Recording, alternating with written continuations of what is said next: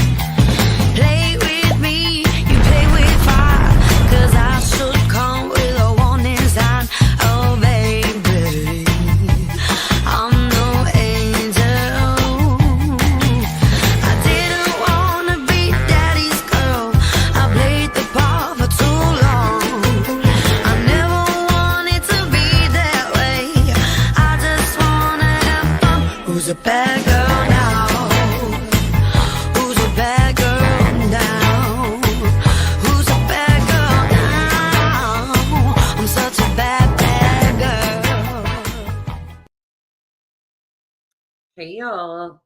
Hey, Pika. Hey, Cash. Midnight Shadow. Nash Native. Zoya. Hello. Sharon.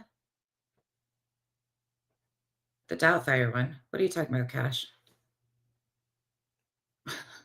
Crochet Speedos. I don't even want to know. Hey, Lynn Love of Night. Hey, Aries. Revival. So weird being in my office. Hey, Janice in accounting. Chico, Grammy's Place, Rocky, Skip, Sample, thank you. Casey, Charlotte, thank you. Oh, my Reading Rainbow shirt.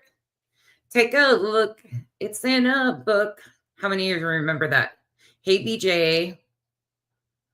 I would hope everybody's old enough to remember that. Hey, Kathy R. Hey, Lily Polly. Hey, We Got Shade. Laura. You like the nonsense? Janice in accounting got me that. Well, there's that. Hello. It's beautiful. It's truly beautiful. Hey, Marcy. Hey, Lurker. Eeny, weeny, teeny, weeny, bikini. Silly T. Dictum. Thank you. I love my intro song too. Hey, Catherine. Oh, thank you. Kumi. We're going to just end with that because I will butcher your name, not intentionally, but I'm terrible with names. Hey, Elizabeth. Elizabeth, I am going to try my hand at homemade sweet and sour chicken tonight. I'm a little nervous about it, to be honest. So there's that. Hey, Tracy. Thank you for being a member for 9 months. You love the Reading Rainbow? Yes. Beautiful sign from Janice. Hey, Snowflakes. You have the name or the song in your head now? Sorry. Hey, Bo. I hope you're feeling better. I hope your recovery's going well. Hey, Lorraine. It's good to see you. Hey, Bubbles. You're making beef stew. That sounds good. It's not cold here yet. It's getting a little bit cooler in the mornings and stuff, but it's not cold. Hey, Flower Nana. Elizabeth, I'm a little nervous. If I'm being honest, I'm a little nervous. Me and Chinese food are like, I like certain Chinese food, but I'm very specific and very particular. My hair is driving me nuts. It's growing out. And I'm like, I'm debating if I want to go put dark streaks in it again for fall. I haven't colored my hair and shit going on 6 years after having it all fall out from the C virus multiple times. I haven't wanted to do anything to it, but it's it's just blah. It's just this is just my natural color. I put a toner in it like 2 years ago, I think. But other than that, I haven't done anything with it. So I'm trying to decide. How are you, Zero? How's everybody doing? Are you guys ready to get into this? Hey, Duchess. You have a winter storm watch out for tomorrow into Saturday. Oof. Yeah, I don't miss those days at all, to be honest. But I'm struggling getting into the holiday season. It's Thanksgiving next week.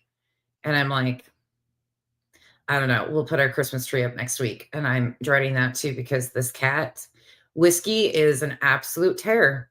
She's an absolute terror. Your color's natural blonde. Well, that's what it says on the bottle, Tracy. You're having shredded chili. Ooh, shredded chili beef is your favorite. I wonder, I bet that's hard to make. Oh, thank you, Duchess. Hey, Shay B. Hey, Beth. All right. New character unlocked. Do you guys want to start with the new character or do you want to put the new character in at the end? You guys vote. We've got new character, Loli, and Subaru Steve. Who do you guys want to do?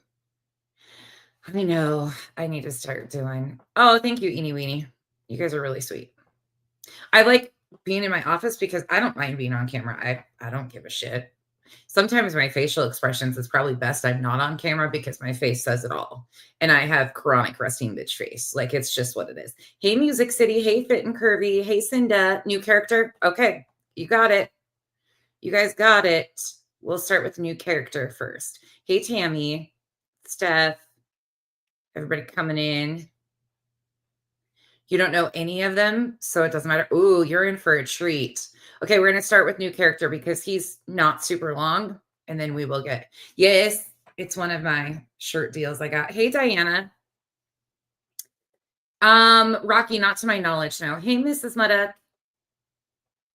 Not to my knowledge, but he made us a new one yesterday, so we've got a new one to review. And I'm not going to review all of Lolly's stream, but I'm going to review certain things. I know, Duchess, like, it's hard for me to look at myself because my facial expressions are a lot. Like, they're a lot. It's just how it goes. I should put my little blue light glasses on, but hey, Casual Art, it's good to see you. Okay, let's roll. Now, I'm going to tell you guys this one. Okay, so their channel name is Rich and Ruby. It's a small channel. You know, I don't review anybody that isn't a huge fucking channel according to the internet. But it's a smaller channel. But you guys will see why I'm putting them in the misinformation cronies. He does bring awareness to many different people. There's a lot of different weird videos on his page. He is attempting to bring awareness, but you're going to understand why this is what I have a problem with. Yeah, Duchess. I figured you would probably know what I was getting into. Buckle up, friends.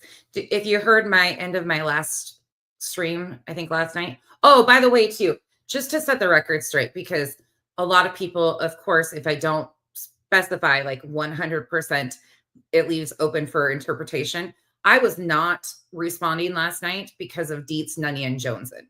Just to make that very clear, I was not nothing to do with Dietz, Nunny, and Joneson. In fact, when I hopped into Nunya's live stream, when I said happy birthday, that's when I first appeared in the live stream, and I didn't even watch the beginning of her live stream. So I was not responding to Dietz, Nunny, and Joneson at all.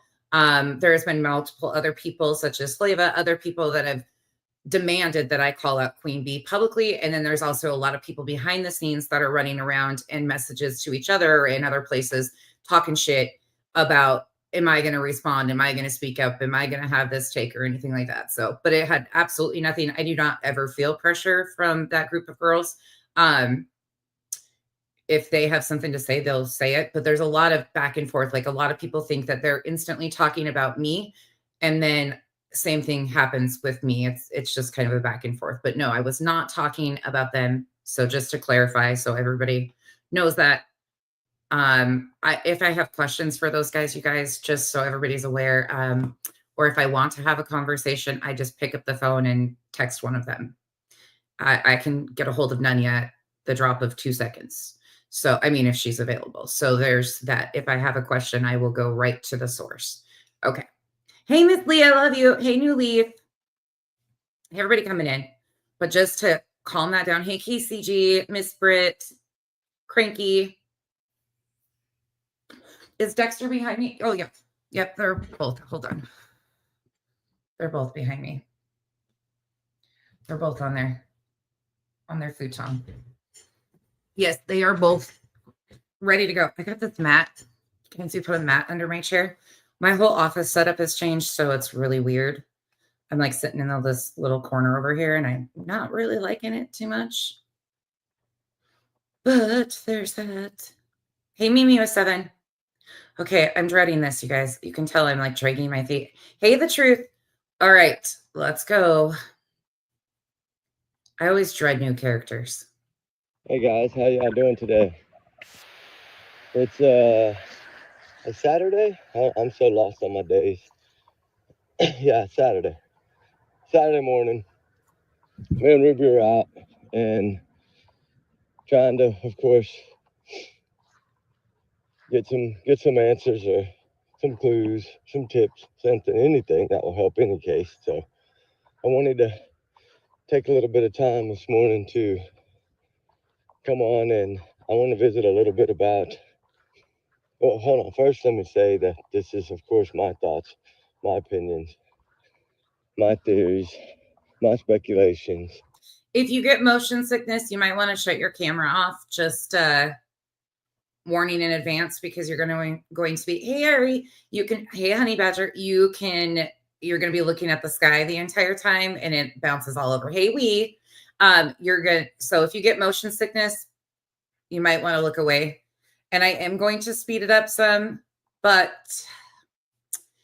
little fact, little fiction. I'm speaking from me, from, of course, my heart with my thoughts only. Nobody else's. Nobody, not to reflect on the channel or anything like that. Not to reflect on the channel or anything like that.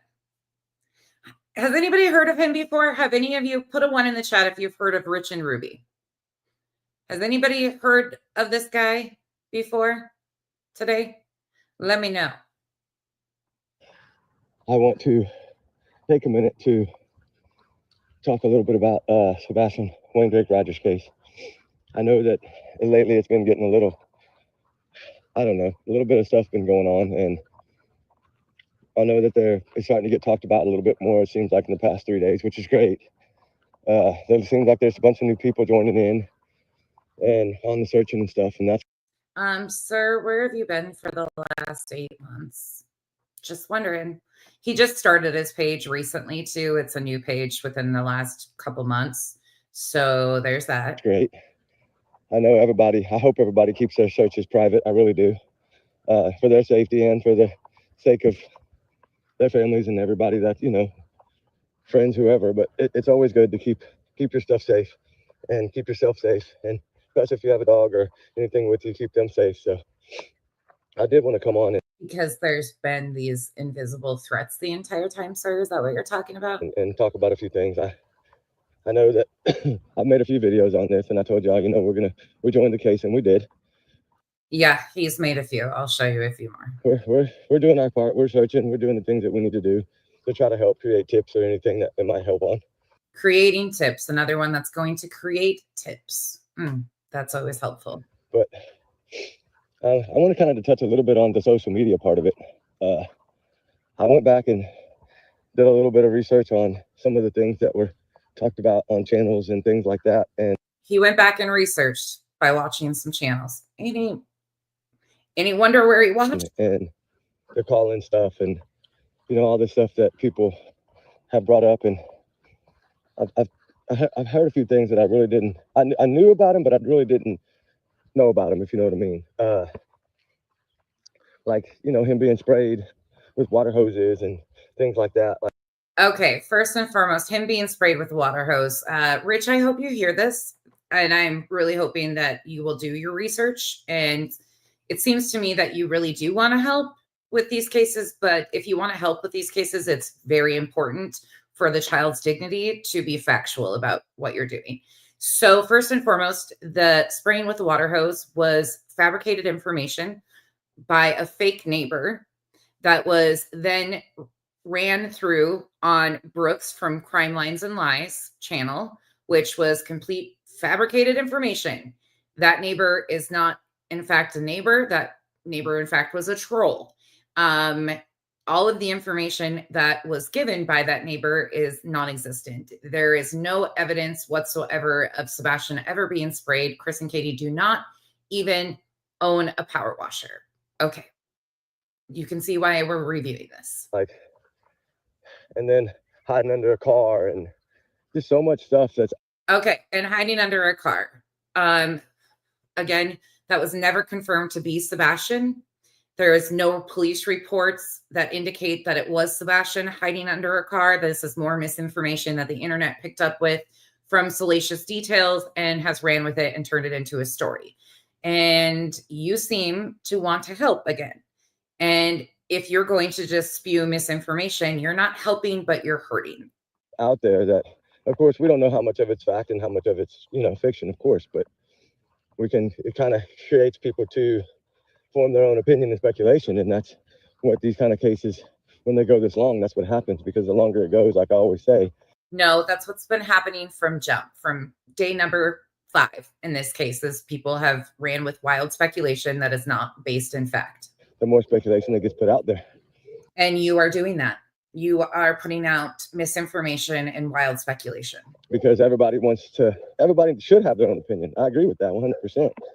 But I always feel like the truth eventually is going to come out. And when it does, it will. I'm starting to steer towards the lines of watching a few videos and things like that and a few clips. And like I said, I have been watching a few of those when I have a little free time, or when we're searching, I'll put one on and listen to it. Where are you searching, sir? Because what we're looking at is the sky. While we're searching, so I can... While we're searching, he constantly is saying he's searching as he's walking around in a field, according to his other videos. Understand a little bit more about the beginning of this whole thing. And there's so much days that seems like one interview had a lot of emotion and the rest really didn't have any emotion. And we don't know how we would act in that state, but the tears I would think, would always be there. So he thinks the tears should always be there. Another red flag for him, because if you're not crying enough. There's a few things that bug me, of course, the packing up and leaving, like y'all always say. The packing up and leaving, like y'all always say. Do you understand why they packed up and left their home? Way after he went missing? Not within the first few days, but do you understand it's because people were flying drones over their house? People were in their neighborhood taking pictures, trying to gain access to behind their house. The threats were already happening. Do you understand any of that there, Rich? That's a red flag. And of course, you don't know if that child's going to come home, but if you know... It's a red flag for him. Imagine that. You can kind of see the narrative here of where he's done his research. If you know where the child is, of course you can leave, right? Kind of how we look at it. Take any case, for instance, and, if they know where the child is, then they can go, do what they want to do. And so he's implying that they know where their child is and they can go do what they want to do. Rich, not off to a great start. Spend as much time away as they want to. And that's what kind of brings me to me always saying, I think that this little boy is somewhere, hidden or put up. And he's always said he thinks that this little boy is hidden or put up. Feel my digging. And I just feel that there was at least 4 people involved in it. I don't think. Oh, now there's at least 4 people involved in it. That there's no way it was done by 2. I don't think, no way, not supposedly where they were scattered out. Oh, okay. And you wonder why he made the lineup. Well, it's just going to get worse. But then again, that's just my thoughts. So I don't say that I'm right. I don't know if I'm right. So. Well, there's no evidence or fact basis in anything you've said thus far besides Sebastian is missing. I'm not going to come on and say, yes, I know. No, I'll never do that, because I don't know anything. Not until we get the truth. And it will come out eventually. It might take a little while. It's going to come out. Just like the Summer Wells case, the truth will come out. Just like the Summer Wells case. Imagine that. Another one that followed the Summer Wells case that is now starting a channel. But I think that case is, of course, a lot easier. Oh, he thinks the Summer Wells case is easier. And I mean, I could talk about that all day long as well, but I just feel like some of the things that have been said, some of the things that have been done, some of the people that have been run off, Who's been run off? Because again, if you want to talk about the facts, because that seems to be important, right? If you're going to bring awareness to missing persons cases, it would be important to have the facts. Who's been ran off? The only organization that filed a police report was the United Cajun Navy, and that was done through Nashville PD. But according to Sumner County, no searchers filed police reports of threats at all in Sumner County at the time that they gave that release. And we haven't seen any reports of threats since. Supposedly there's stories that people were tearing down flyers. And, if somebody's tearing down flyers, that's flat out evil. Okay. And I mean, I'm trying to be nice, you guys. I'm trying to not just rip into this like I normally do. But this is ignorant, Rich. Complete ignorance. And I will correct you after I replay what you just said. I could talk about that all day long as well, but I just feel like some of the things that have been said, some of the things that have been done, some of the people that have been run off, you say some of the things that have been done, like it's fact. Supposedly there's stories that people were tearing down flyers. And supposedly there's stories of people tearing down flyers. So factually speaking, that was because CJ was out searching in the woods when Robin Rogers approached him. Robin Rogers, the mother of Seth Rogers, said to CJ that Seth told her Chris Proudfoot had been caught tearing down flyers. Do you think there was ever any video proof of Chris Proudfoot tearing down flyers? Do you think they had any fact basis with that rumor? So Robin gets caught saying that because CJ's live streaming. Then Brittany J makes it into content and points it out. Then CJ appears at a vigil with Robin Rogers, who then proceeded to basically tell them that they didn't want him around because he filmed her. Whether you want to agree with CJ or not that she was being filmed, that's up to you. Saying those things, and it turned into salacious content with no fact basis. Again, the source of that was Seth. Through Robin Rogers to CJ, then BJ, and blasted all over the internet. Again, no proof that that ever happened whatsoever. And, if somebody's tearing down flyers, that's flat out evil. Like, nobody should take down any flyer of a missing child. And we don't know what kind of thing orchestrated behind all this. We don't know the mastermind behind all this. The mastermind behind all of this. So you can tell where he's leaning already. Just know that on that day, he was vanished, like in thin air. So that doesn't happen. We know that doesn't happen. Nobody just vanishes in thin air. Well, that's not what happened. He didn't vanish into thin air, but... I mean, look at some of the missing cases. They're at least seen on camera at their schools or somewhere else. I mean, they're seen at least. And factually speaking, again, he was seen. You can go to Web Sleuths when Chloe, the PI, was on, and she confirms that law enforcement has videos that she didn't see them of him taking out the trash after they got home from the Texas Roadhouse that night before he went missing. So he was seen at his home. Yes, we know they're missing, but at least they have a last footage of them. We don't. They do have any last footage of him, not from that day or not even. They do. From that night before, only that evening dinner. That's it. They have footage of him at the Texas Roadhouse, which was shown to Seth. Again, Seth's own words. You can come in. Let me just take this over here for a moment because I know facts are hard for you. And I can already see that this is going to be a struggle for you, but I can see that you are hell-bent on having a channel to talk about this case. Let's see. Let me go here just a second. Let me grab this interview. Give me 1 second.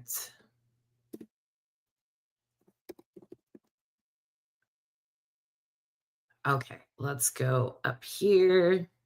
Sorry, I just had to get my timestamp. Oops. Let me switch you guys' screens so you guys can see. You guys know exactly where I'm going. We're going to Pascal's because, you know, that's where March 29th, first less own words.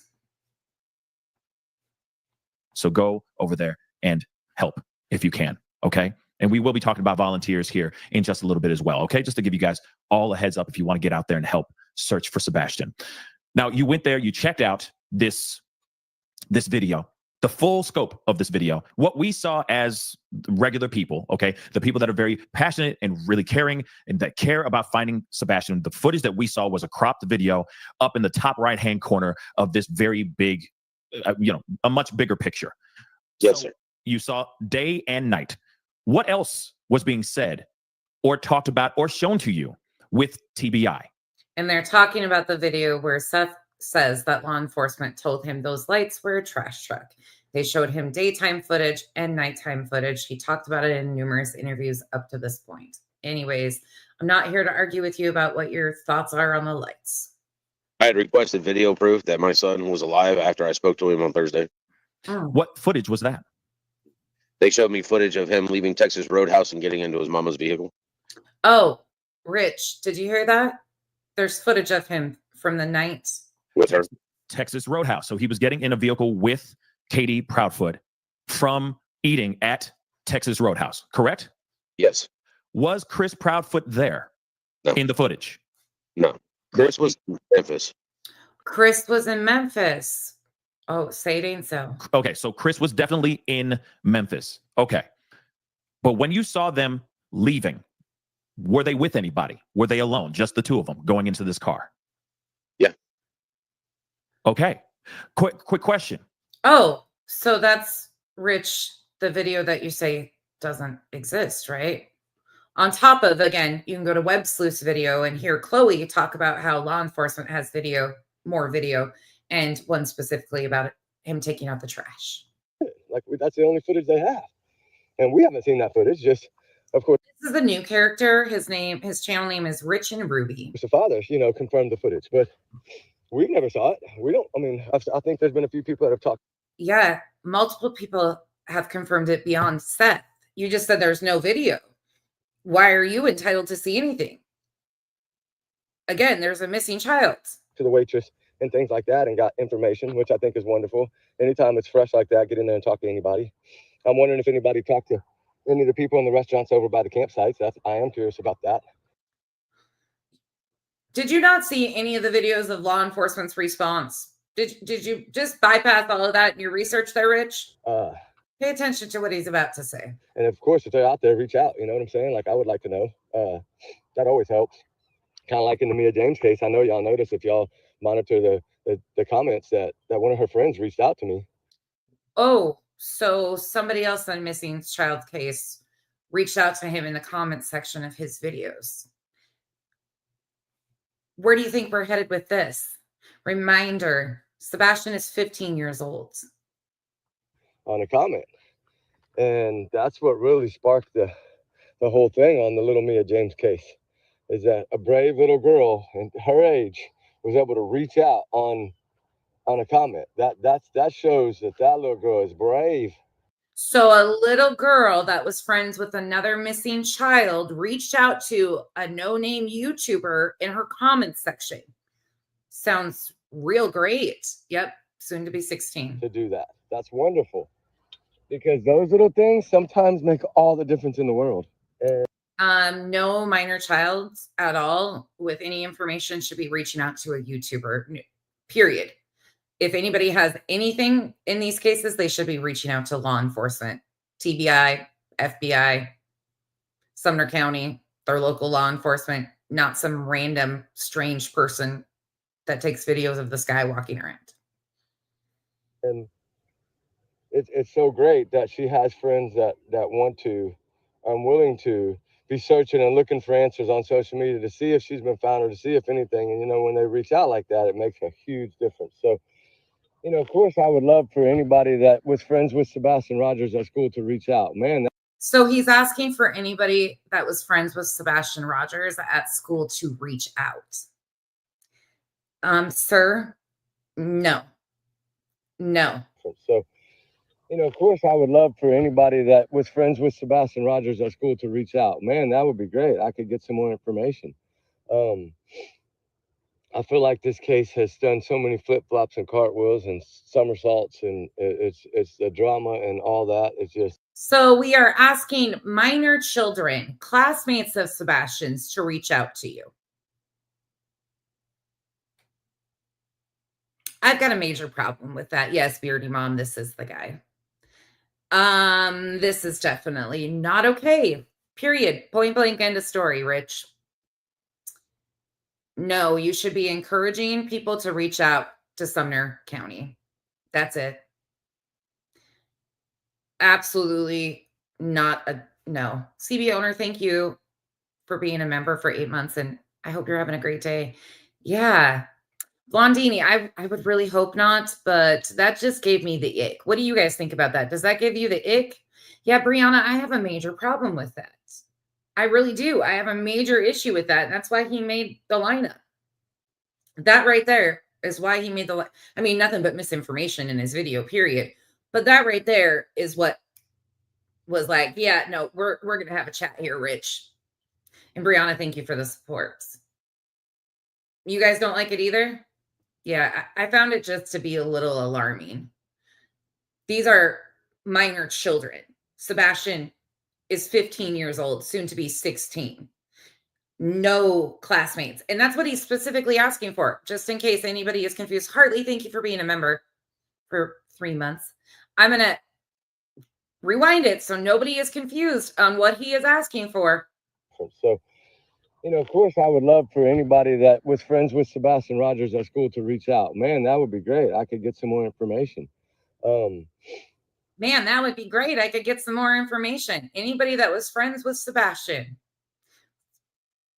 Just to get this completely through people's heads of how dangerous this shit is. A random guy that walks around with a dog and takes video of the sky.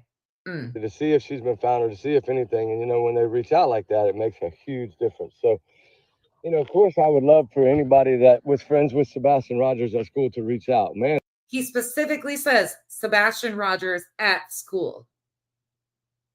He's not asking for the parents of these kids. He's not asking for only adults. He is specifically saying anybody that was friends with Sebastian Rogers at school. The implication of them being minors is right there. And I have a major problem with that. And that would be great. I could get some more information. I feel like this case has done so many flip-flops and cartwheels and somersaults, and it's the drama and all that. It's just, I wish that would die down. I think it is dying down a little. You wish that would die down, but you're coming in spreading misinformation and asking minor children to reach out to you, Rich. Do you really think that's going to work here? I think it's calmed down. I think as long as we talk kindly and would never use a child's name in a bad way, which no. As long as you talk kindly and don't use the child's bad name in a bad way, it's okay to do the creepy things, right? Nobody should do that. It doesn't matter who you are, especially not a missing child. Like, it should only be positive talk. It should never be negative talk, guys. Never.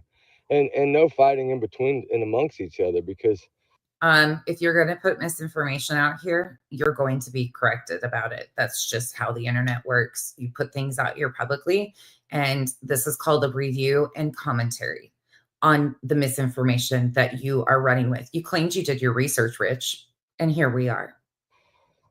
We're just people that want the information and want to know the truth and want to get justice. That's all.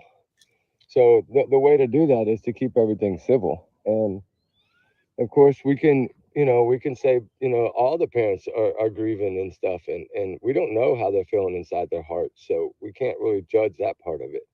We can go by their actions, and actions do speak louder than words a lot of times. So the actions that you see on YouTube? That's where I'm at right now, is trying to take all the actions of everybody in this case and write the pros and cons of them. He's taken all the actions that he's seen, on YouTube videos and what he's heard with misinformation. He's writing the pros and cons of them. Can anybody guess where we're about to go? And come up with a number. He's coming up with a number. So he's taking the actions on social media that he sees. Doesn't even have to be factual. He's writing the pros and cons of these supposed actions, like ripping down flyers that didn't happen, like spraying with the water hose that didn't happen. He's making a list, checking it twice. He's going to find a number, though. So he's writing down pros and cons of fabricated actions and going to come up with a number. And what do you think that number is going to do for him? And that's what I've been working on. And I feel like, you know, it's a little bit different than how I thought in the beginning, but that's okay. That's what happens in a lot of cases. But what's that number going to do for you, Rich? And so I feel like we need to research. We need to, you know, of course, we're not law enforcement or anything like that. We're just people that have big hearts that want to go search and find answers. And I'm so sick of people saying that they have such big hearts. That's why they, you know, latch on to these missing children's cases, because they have such big hearts. And then they ask minor children to reach out to them. And then they put out misinformation. And then they tell all of us we should research. We should research. But they've got big hearts. That's why they're out there searching, right? Where are you even searching? And be a voice for these little children that don't have a voice. So be a voice for these little children that don't have a voice. He has a voice. He's got loved ones. The more we can investigate, the deeper we can investigate. The more we can investigate, the deeper we can investigate. And who are you with your investigative skills there, Rich? The more we can write down every word that's said in interviews.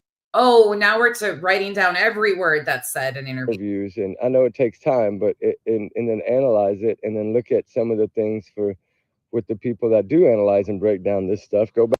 Oh, that's profound right there. That's like one of the most profound things I've heard thus far in all these reviews. Let's listen to that again. We can investigate. The more we can write down every word that's said in interviews, and I know it takes time, but and then analyze it, and then look at some of the things with the people that do analyze and break down this stuff. Go back and look at different tapes and see why people use this word, why people use that word, and then what's the meaning behind it. And oh, so we're going to write down every word they say in interviews, every single word. Then we're going to analyze it, but then we're going to have people who actually analyze it, look at it. And then we're going to look at words and why are certain words potentially used? Oh, this guy's off to a great start. You know, go back and look at older cases when you see parents begging for their children to be home safe, and look how they react and look how they act. And oh yeah, we're going to go and do the whole thing that everybody else has been doing of comparing them to parents that are involved in heinous, nefarious acts and try to claim that because they act XYZ. Yeah, here we go. You know, you can take polls that way, you know, just take 10 cases in the past and go look. You can do a poll that way, he says. Take 10 cases. Look at how their parents were on the media. If they were begging, if they were crying, if they were, you know, are they a Chris Watts or are they, you know, somebody totally different? And there's certain people that have different emotions. I get it. But when it comes to a missing child, how you react on camera makes a big difference in the whole case, I think. Oh, really? Really? He thinks that how you act on camera is telling, right? Going through the most traumatic incident whatsoever in your life. How you act on camera, though, is his tell. And I understand some people just don't have emotions and some people do, but it's how you handle yourself and how the words you use when asked about, you know, if you could say anything to your child, what would you say? That's always the most important line to me when I look at a case. That's the most important line to him when he looks at a case. You know, these deep dive research investigative tools that he seems to have of writing down words that are said, checking it twice, finding a number, the pros and cons. Sure, a bunch more word fucking salad. And I don't know if y'all feel the same. I hope y'all do, but that's what I always look for. If you could speak to him right now, what would you say? And that little bitty phrase that they say makes a big, big imprint on the case to me. And so that's kind of what I've been working on. And that's what he's been working on. And I do work on things differently than most people. Kind of like somebody brought up last night, I talked about the booster seat for the Samuel Wells case. I have 2 children. I know that you have to have those things. That's the law. I didn't know the law there, but I know the law here. And I felt like, you know, they were using a pillow to prop her up so she would look like she was taller. But once again, the crossover with the Summer Wells case and a new channel. Imagine that. I feel like we're in the pit of hell and we just keep digging deeper. it's not a booster seat. So I don't know. That's another story in itself. Never. I just feel like I wanted to come on and say these few things this morning. Smiles, I don't know where they come from, but I wish whoever opened the door would suck it back out. Take them back. Take them all back. To let y'all know where we stand and that we are still trying to take each side seriously. And Beefords, that claim I have not heard yet, but there's a few videos on his channel that he claims his dog is helping do something. Like, it's all real weird. Look at each side all the way through, and then hopefully somebody out there that's searching will find the answers. You know, I'm not saying it needs to be us. No, I'm just saying it needs to be somebody. Somebody needs to find the answer. Somebody needs to find this child.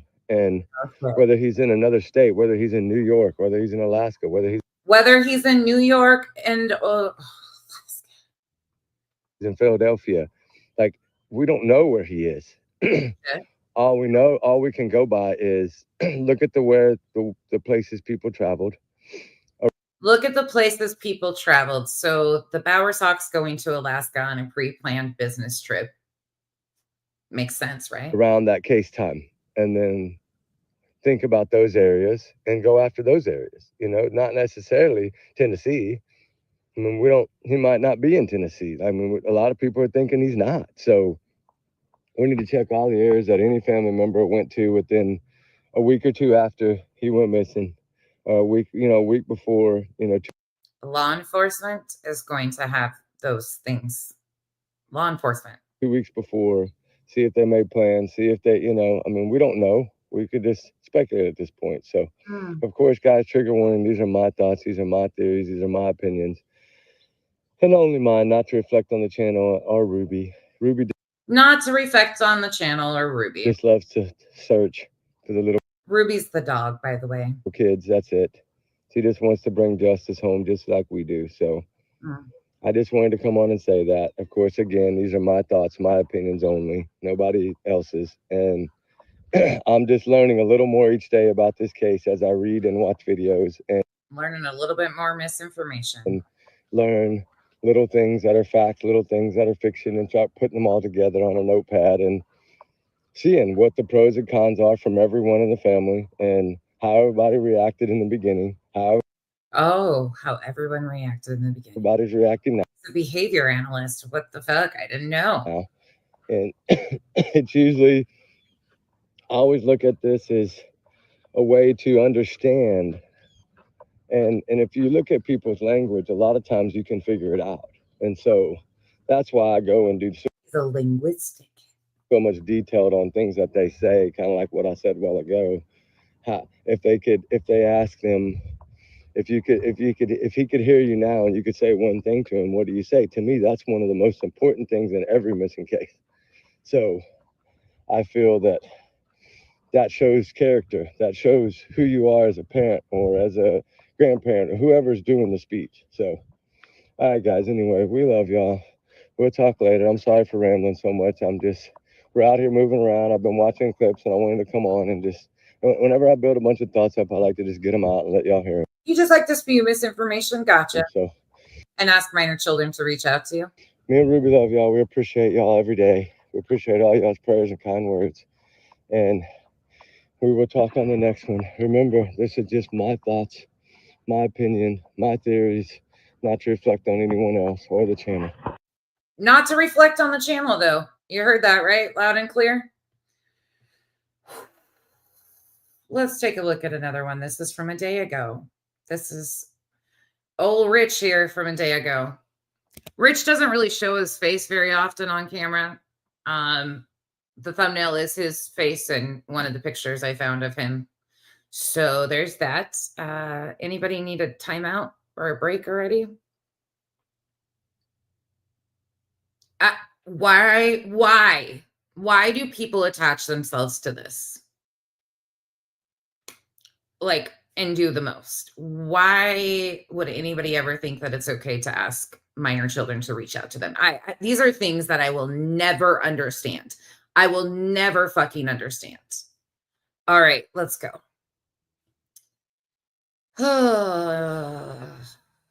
Morning. It's me. Wanted to come on this morning and talk to y'all about a question I have that I'm going to answer today. Well, not answer, but ask. Sorry. I'm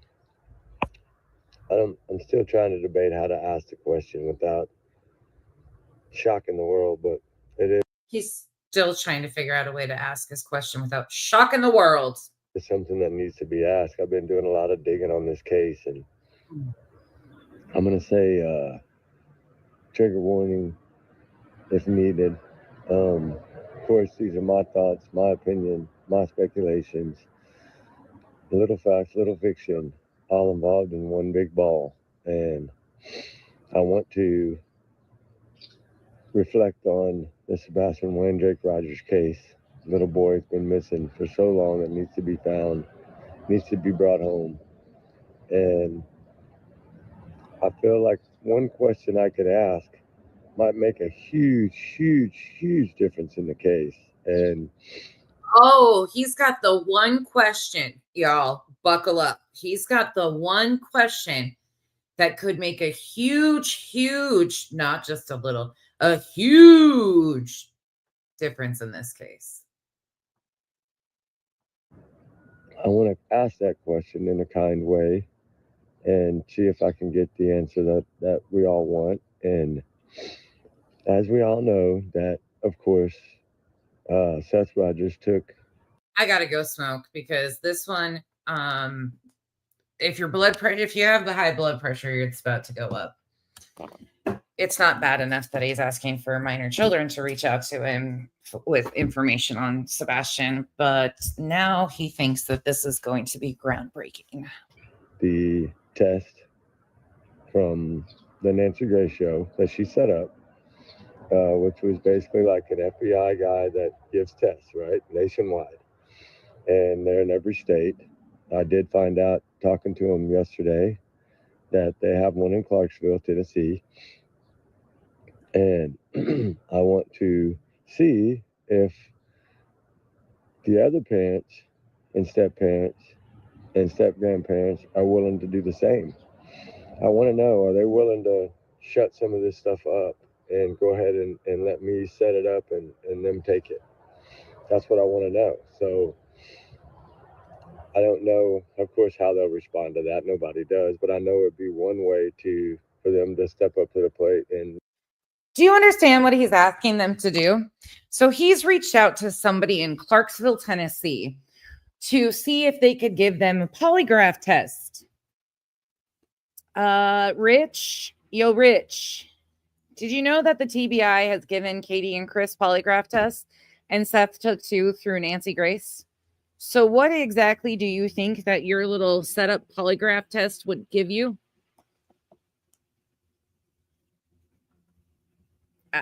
What? Huh? And this is the one thing that would make a huge difference in this case for you?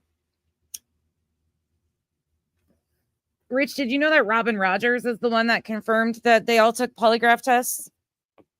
Seth's mom?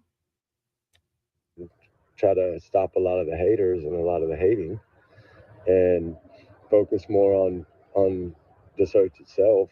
And I'm so thankful that so many people all of a sudden, after the last week or couple of days that we've been talking about this and trying to bring it up in a different way, that so many people now are jumping back on it. I love that. Oh, yeah, Rich, you got everybody going. Everybody's hopping back into the show because old Rich here got involved and is talking about the case and talking about all the misinformation and things that were done months ago. Gotcha. That's what we need. We need more people talking about it. More people, in a good way though, more people talking about it and more people searching and trying to build more search teams. And it's just amazing. This little child deserves that. And every child deserves that. That's why we fight for every day, for all these missing children. And it just seems there's a lot more these days, last few days, few weeks, than there ever have seen. But I don't know if it's just now because social media posts them more or what, but I know we're trying to post every single one we get here at this channel. So I feel like there's no really updates on any of the other ones this morning. I've checked. It's about 6:15 a.m. here, so I haven't seen anything yet. I'm going to keep digging. I did a couple of small He's just going to keep digging. updates last night. The only one really had any new information was the Hannah case out of LAX, the 31-year-old from out of Miami. Out of Maui, sorry, and from Hawaii. That's turning out to not look very good. I hope to God they find her safe quickly, especially if her identity and stuff has been stolen. That's really sad, and that's almost like somebody set her up in a way. That's very scary. He's talking about another case. At least they're working hard on it and they're getting answers, and they're tracking down by cameras and things. That's wonderful that they're getting on that so quick. I really appreciate that. And he appreciates law enforcement doing their jobs. I'm with you, Rich. I hope to God, like I said, they find her and all the other ones that are missing. I just kind of wanted to see y'all's opinion on that. I think that I'm going to try to set all this up. He's going to try to set up polygraph tests for Seth, Katie, and Chris. Pre-set it all up, have it ready, and then have the people from Nationwide contact them and ask them to come in and take it voluntarily. From Nationwide, it's on your side. They don't have to do it. I mean, that's their choice, but I think it would help. I think it would make it apples to apples. You know, Seth already taken his. I think it would really balance things out. Oh, yeah, totally makes sense. They've all taken them already, Rich. Apples, it would make it apples to apples, right? And I think, I'm sure they don't have nothing to hide. So if they don't, they might as well just take it. At least it'll stop a lot of this drama. Oh, another one of these that thinks that they've got the answer, right? That's going to stop all the drama if they do a polygraph test that they've already done for some random forehead on YouTube. Yeah. That asks for Sebastian's classmates to reach out to him with information. Oh, yeah. Sounds like something right up everybody's alley.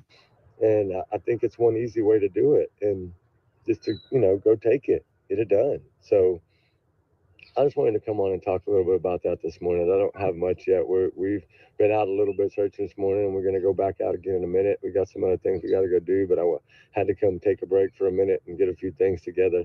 I'd left my notepads and stuff, so I had to come back and get them. But it's trusty, dusty notebooks. I wanted to come on and get y'all's opinion on that. If it's something that, y'all think would be fair to do. I think it's ridiculous, Rich. That's my opinion. It's just a question. So, I can't get in trouble for asking a question. I'm just asking a question. But I think if the step-grandparents and the Proudfoots would go ahead and just take my offer.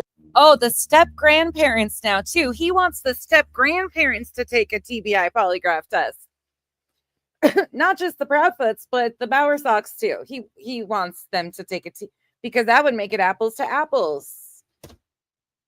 Holy shit. Where are these people coming from? I'll pay for it and just take it there with Nationwide. And I think it would help.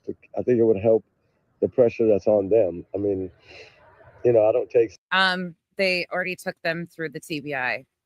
Did that help, Rich? So like I said, it would at least help the pressure and relieve some of the pressure on them. So that's the one question I have. Whether I'll get an answer or not, I don't know. But it's worth at least throwing the question out there. Oh, yeah. And I think it would make a big difference in the case. I really do. Oh, huge difference. But of course, it's just me, a little small channel asking a question. So it might not do anything. I don't know. But at least try it. It doesn't hurt to try it, and the worst thing you can do is say no. So I can at least ask the question. But anyway, guys, that's kind of where I stand on that. I am working behind the doors on that, but he's working behind the doors on that. See how it goes. And we got some other stuff going. So I will see what other updates I can find for y'all today, and I'll try to get them through y'all while we're out and about today, running around looking. So y'all keep us in y'all's prayers, and we'll keep y'all in ours. And we love y'all, and we appreciate all y'all support. And we'll talk later, guys. All right. Y'all have a good one. We'll talk later. All right. Bye, Rich. Bye. All right. So this is Rich and Ruby's channel. Rich and Ruby's channel says Whispers in the Darkness while uncovering the truth. So Rich doesn't do live streams. He does all pre-recorded videos. So let's go back and take a look right quick of when Rich started his channel and how he started his channel. Oh shit. Did Rich just start his channel 3 weeks ago? Sure did. So Rich started his channel searching Suzanne Simpson, searching for the missing, justice needed, looking for anything to help the case. Maddie Soto, breaking news. Cold case, Sebastian Rogers, my thoughts. You can go back there if you want to. Sebastian Rogers, Maddie Soto. Let's talk about searching cold case plus Maddie and Sebastian. Let's talk about Maddie and Sebastian. Walk and talk, search for some answers. Cold case might be solved with y'all on live. Wow. Justice for all the voiceless, trigger warning. What a title on that one. Okay. About the case from tonight, Ruby did find what they needed. Hey, guys. So big news on cold case, trigger warning. Let's see what this one is. I wanted to come on because I had a couple of questions in the comments about what is the case. So I kind of wanted to give what I can give. I can't give a whole lot right now, but it was about a 15-year-old girl that went with some friends and never came home. And then I think 4 or 5 days later, a helicopter that was flying, I guess something over, it used to be all fields where I'm at. It was just now starting to develop it because I'm in a small town, so it's a lot of land all over. Did anybody understand that? But anyway, she never came home. They found the car. They spotted the car from a helicopter, half burned. So of course they called it in. They went over there. The back half of the car had burned, but where she was in the front seat, passenger seat, was not burned. So they were able to know kind of what happened. And then they were looking for, of course, you know what I'm talking about, the weapon, trigger warning, the weapons. And I don't want to get distracted with anything, but yeah, I mean, that's kind of how it came down. And they really kind of didn't really do very much. And so the dad did a lot. He found a lot of things around. Like it looked like somebody had maybe thrown like her purse and stuff like off into the trees and the bushes. Well, now that they've cleared that part, we can kind of see it. Ruby, no, sorry, she's doesn't like when people walk Sorry, Ruby got out of control for a moment. by her and anything like that. Stop. My neighbor works night shifts at the plant, so he's fixing to go in and she hears him. It's very protective, like I told you earlier. They ain't nobody gonna come up to me. I promise you that. But anyway, back to the story is they kind of didn't really do much at all. He did, but they didn't. And so he kind of like it's a cold case. Of course, 15 years old. She's a 15-year-old girl. It's 16 or 17 years old. She's a 15-year-old girl. Well, they started clearing this property. What is it? 15, 16, or 17? Because you just said 3 different ages. Property a few months ago, 3, 4, 5 months ago, I guess, something like that. He said 3, 4, or 5 months ago. He knows the facts. And he kind of had an idea, and then I did some research, found some maps, some old maps. Oh. And which were about a year before, but it's still the same. It was the same brushy area. There was kind of like a little sandy gravel area, but it wasn't really like a road. But it was you could pull back off in there between trees and brush, and that's kind of what they did. And so she, I mean, that's what happened. And this poor dad has been looking for a long time. That's a long time. A long time. We don't know if it was 3, 4, or 5 months ago, and we don't know if she's 15, 16, or 17. Yep, following right along there, Rich. And I happened to run into him, like I told you. I saw him kneeling down. I thought maybe something was wrong, so I stopped and went by, got out, and walked over there across the pasture and asked him if he was all right. And he was like, "Yeah, this praying, and I was, wow. And so I got talking to him. We got to visit, and I told him I could help him. This was probably 28 days ago or so, 30 days ago. And I've tried to do as much as I could, at least an hour. Yo, Rich, you don't want this behavior to impact Ruby, right? You said that this is not a reflection, your channel content isn't a reflection on Ruby. Then stop the bullshit, Rich. It's reflecting on Ruby. Of my time when I'm home a day, when I'm off, but it kind of stuck on me. So tonight was a good night, and I had a feeling that we were gonna find what we were looking for. So it was about 18 inches down, and they were going to find what they were looking for. It was about 18 inches down, and it was almost in perfect shape. So of course he had to take care of everything else. He had to wait on everybody to come and whatever and deal with that. But I was so tired, and we were so tired that I came home. But he's gonna call me. I'll find out more. Once I get more that I can release, I'll hopefully be able to release names and all that stuff. And so, Rich, you're not out here LARPing, acting like you're finding stuff in active cases, are you? Are you out here LARPing around, acting like you're finding things in cases? That's not what you're doing, is it, Rich? I mean, I know it's under the cold cases. You can find it, but I did kind of research it a little bit after I talked to him, and I found it. He researched it, but doesn't know if she's 15, 16, or 17, if it was 3, 4, or 5 months ago. But they found something 18 inches down. But it's really hard to find. And because it's. Oh, it's extremely hard to find. Imagine that. This case is really hard to find. He hasn't named a name, hasn't said nothing yet. Okay. It's like 15, 17 years back. And then 15 to 17 years back. the other one is that Linda Dean that worked in a liquor store that was unalived, and we're looking for that stuff that's in another field, probably maybe 10 miles, 12 miles from where this case is. So they're kind of close to home for me. And I just feel bad for the family members that are looking and never got answers, because it would have to be hard to not get answers, especially 23-year-old, that's still a baby, and 14-year-old, that's a baby. So 15-year-old, that's a baby. So anyway, I'm going to post this, let y'all know we love y'all. We think about you all the time. And the person that asked that question, I'm so glad that I can soothe your pain at night. If I can do more. Oh, so the person that asked that question, don't know what the question was, but he's glad he can soothe your pain at night. Please let me know, because I love all y'all, and I want all y'all to be happy. And if I can help y'all in any way, just throw it in the comments. That's it. And I do ask y'all, please hit the like button. I mean, you don't have to, but it would be nice. I'm definitely not doing that. I subbed to your channel just so I could get notifications, and that was a fucking doom. Because little channels, that's what they need. Because these little channels, that's what they need. Or else they kind of just get pushed aside, and they start trying to do different things to the small channels to get them to stop. But Rich, this is called a review of the shit that you're putting out here publicly. I want to grow, and he wants to grow to be able to keep doing this and keep filming it. So he wants to keep doing this and keep filming. Guys, help me out. I love y'all. He loves y'all, you guys. He loves you so much. All right, so back to, let's look and see what else he's got here. So he's been a busy fella. Rich has been busy. It started 3 weeks ago. Then he's got Searching Cold Case, Linda Dean, Lynn, Caleb, Maddie, Sebastian, Rainy Lake, Jen Soto. For Ruby only, y'all keep asking to help Ruby.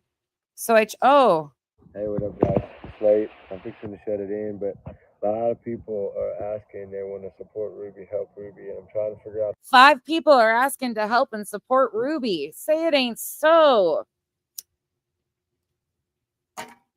Holy shit.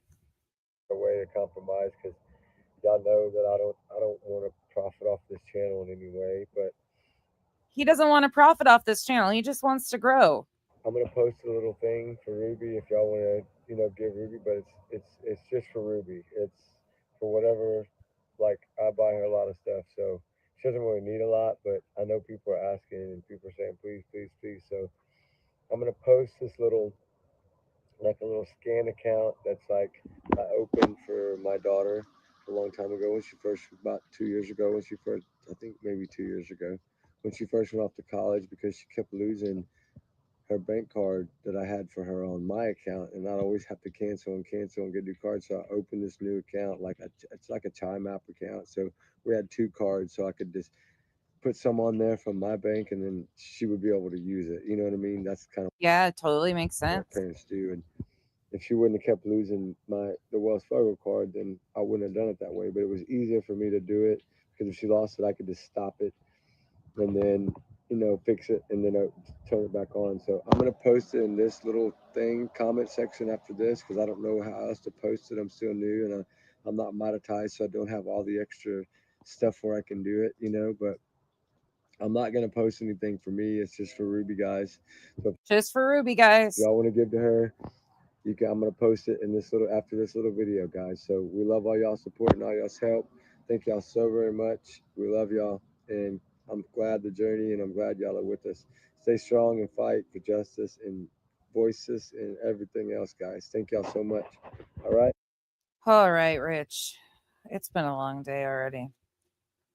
Okay, so you can see he's been a busy boy. So these are all the videos he's done. I mean, he's just done one after another and uses all of these names of these cases and walks in circles most of the time. You can go check him out if you want to. I mean, he literally walks in circles, searching the thick woods. And more here. We'll do this one. Yeah.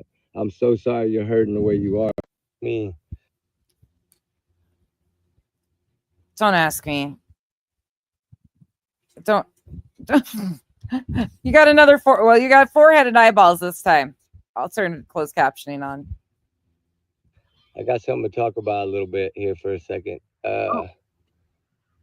Trigger warning. I don't think I'm going to need a trigger warning, but I'll say it. And I'm not, and I'm going to say it's my thoughts, my theories, just because I need to start learning how to do that and say that. So, little fact, little fiction, whatever, but this is actual fact, and it's on the website. Just came out a little while ago. It's actual fact. It's on the website. I found out about what fucking website, Rich? About 3 hours ago, but it's about the Sebastian Rogers case. Oh. Seth is now asking and begging for everybody to help. All social media platforms, everybody to get involved again. So I'm going to reach out and do this to say, Seth, if you're listening and you watch this video, I need an okay from you so I can start doing this. I'm not going to jump into this and deep dive into all this stuff and start working to find answers if you're not willing to do what you said on with the news lady today and yesterday. You're saying you're angry, you're mad, you're hurt, you're sad, and you want him home, that you go home and he's not there, and it's just, I understand it's breaking you apart. I get it, bro. Rich, did you just get Wi-Fi access 3 weeks ago?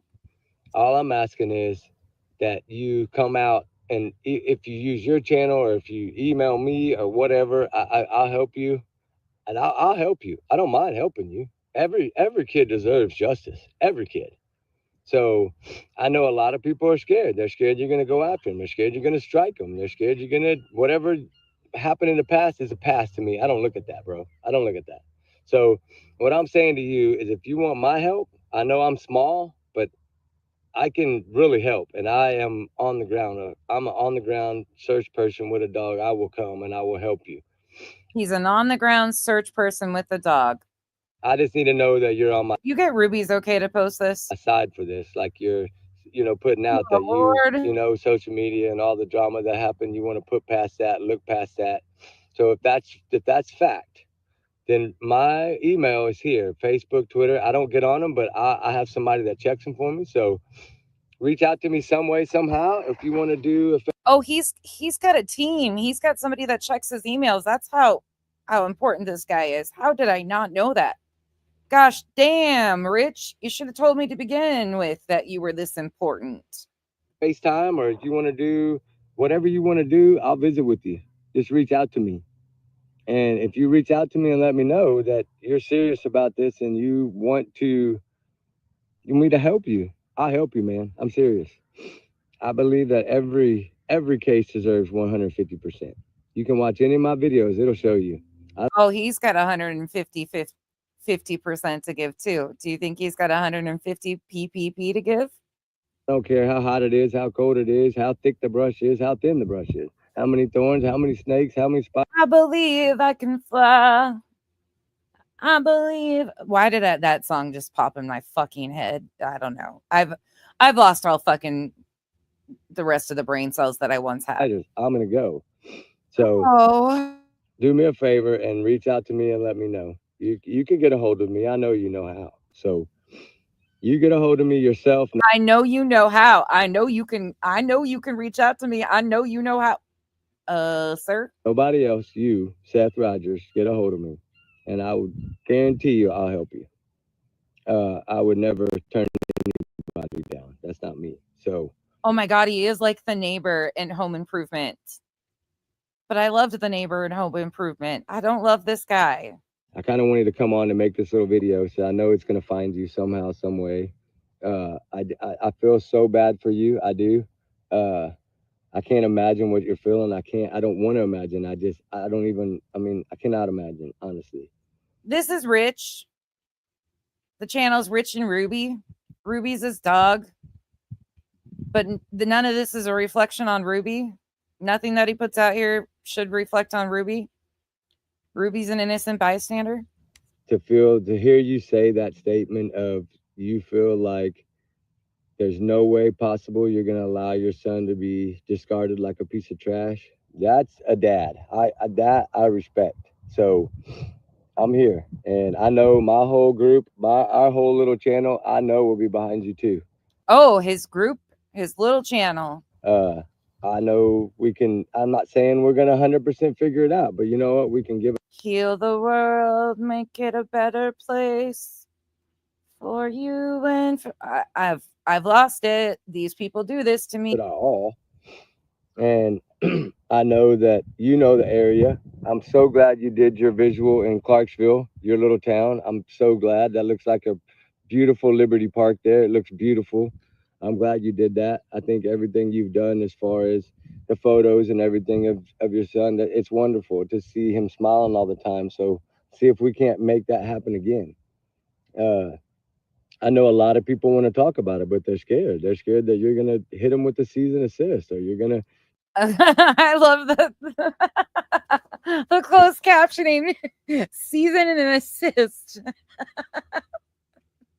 Fucking closed captioning can't understand you, Rich. Try to shut their channels down, and nobody wants that, man. You wouldn't want that if you had your channel big and going. You wouldn't want somebody to come after you and shut your channel down because you're trying to help a child. So you got to look at it from our side as well. So I say squash everything, reach out to me. We can hug virtually or whatever, shake hands, whatever. I'll come to you. They can hug virtually. Y'all, this shit gets weirder and weirder. Why do they keep doing this to me? Who is doing this shit? And why do they pop in my algorithm? That's what I want to know. Is this some prank here? Somebody's pulling on me? Because why me? Why do they pop in my algorithm like this? I mean, I know it's because of Sebastian's name, but still, take him back. Take him back. He's scared to be sued, but the dude wants to virtually hug him. They can virtually hug, right? And this, for anybody coming in late, this dude was asking for Sebastian's classmates to reach out to him. It doesn't matter. I'll come to you, and you can fill me in on what I need to be filled on. We can map out some areas. I'll bring my dogs, and I mean, I can bring both of them if I have to, and we'll hit the ground running. I mean, wait, now there's a cohort to Ruby? Why are you doing Ruby like that? Why didn't the other dog make the title? Why are you doing Ruby? Man. I have no problem doing that. And I'm sure once this gets to you and you reach out and you say to me and I can post it that, hey, he's on page with everyone, I think it'll spread like rapid wildfire. And I think you'll be surprised at how many people will back you and help you. I mean, they're doing it for Sebastian, the same reason you're doing it for. So I say to everybody in this chat room, if this is something that he wants and he's willing to reach out, then we need to support it, and we need to jump on it quick and get rolling, because winter is coming, snow is coming. We need to get moving, even if it is internationally, even if it is Alaska, like I thought in the beginning, or Canada, or wherever it may be. Like, we need to search everywhere, and we need to get the word out everywhere. We need to get on. We need to find all the people in Canada and everywhere around that have channels and let them start spreading it. But you have to let them know to not be scared. So even if you come on your channel and make a thing saying, hey, I'm squashing everything. I want everybody to get on board. I want everybody to please help me find Sebastian, Wayne Jake Rogers, 15-year-old out of Hendersonville, Tennessee, went missing on February 26, 2024, approaching a year this poor child has been out there. And he's probably, I mean, we just got to all band together and squash everything that happened in the past, guys. We just need to do that. I know I keep saying it over and over, but it's true. We need to just. We just need to band together. Virtual hug it out. When in doubt, hug it out. We just need to take a polygraph test and then hug it out. It will heal everything. What the fuck? Where were you 9 months ago, Rich? You could have solved all of this. What have we been doing without you? No shade to Ruby. This channel is no reflection of Ruby's inability to make decisions for herself or her owner. Look past it all. And Seth, you need to come out and say this. Like, you know, I know you did it in the news channel. I get it. You know, it was a platform for you to speak on at the time, and you did a wonderful job doing it. I'm so sorry you're hurting the way you are, but let's just start this thing over again and do it. I'm sure we can build a heck of a search team and get out there and do it. You know, you lead one, I lead one, or something. I mean, we can. Like, guess what? You lead one or I lead one, you know, like, let's go do it, bro. But guess what? Rich doesn't even have to falsify dog pictures from Chewy. He's got Ruby.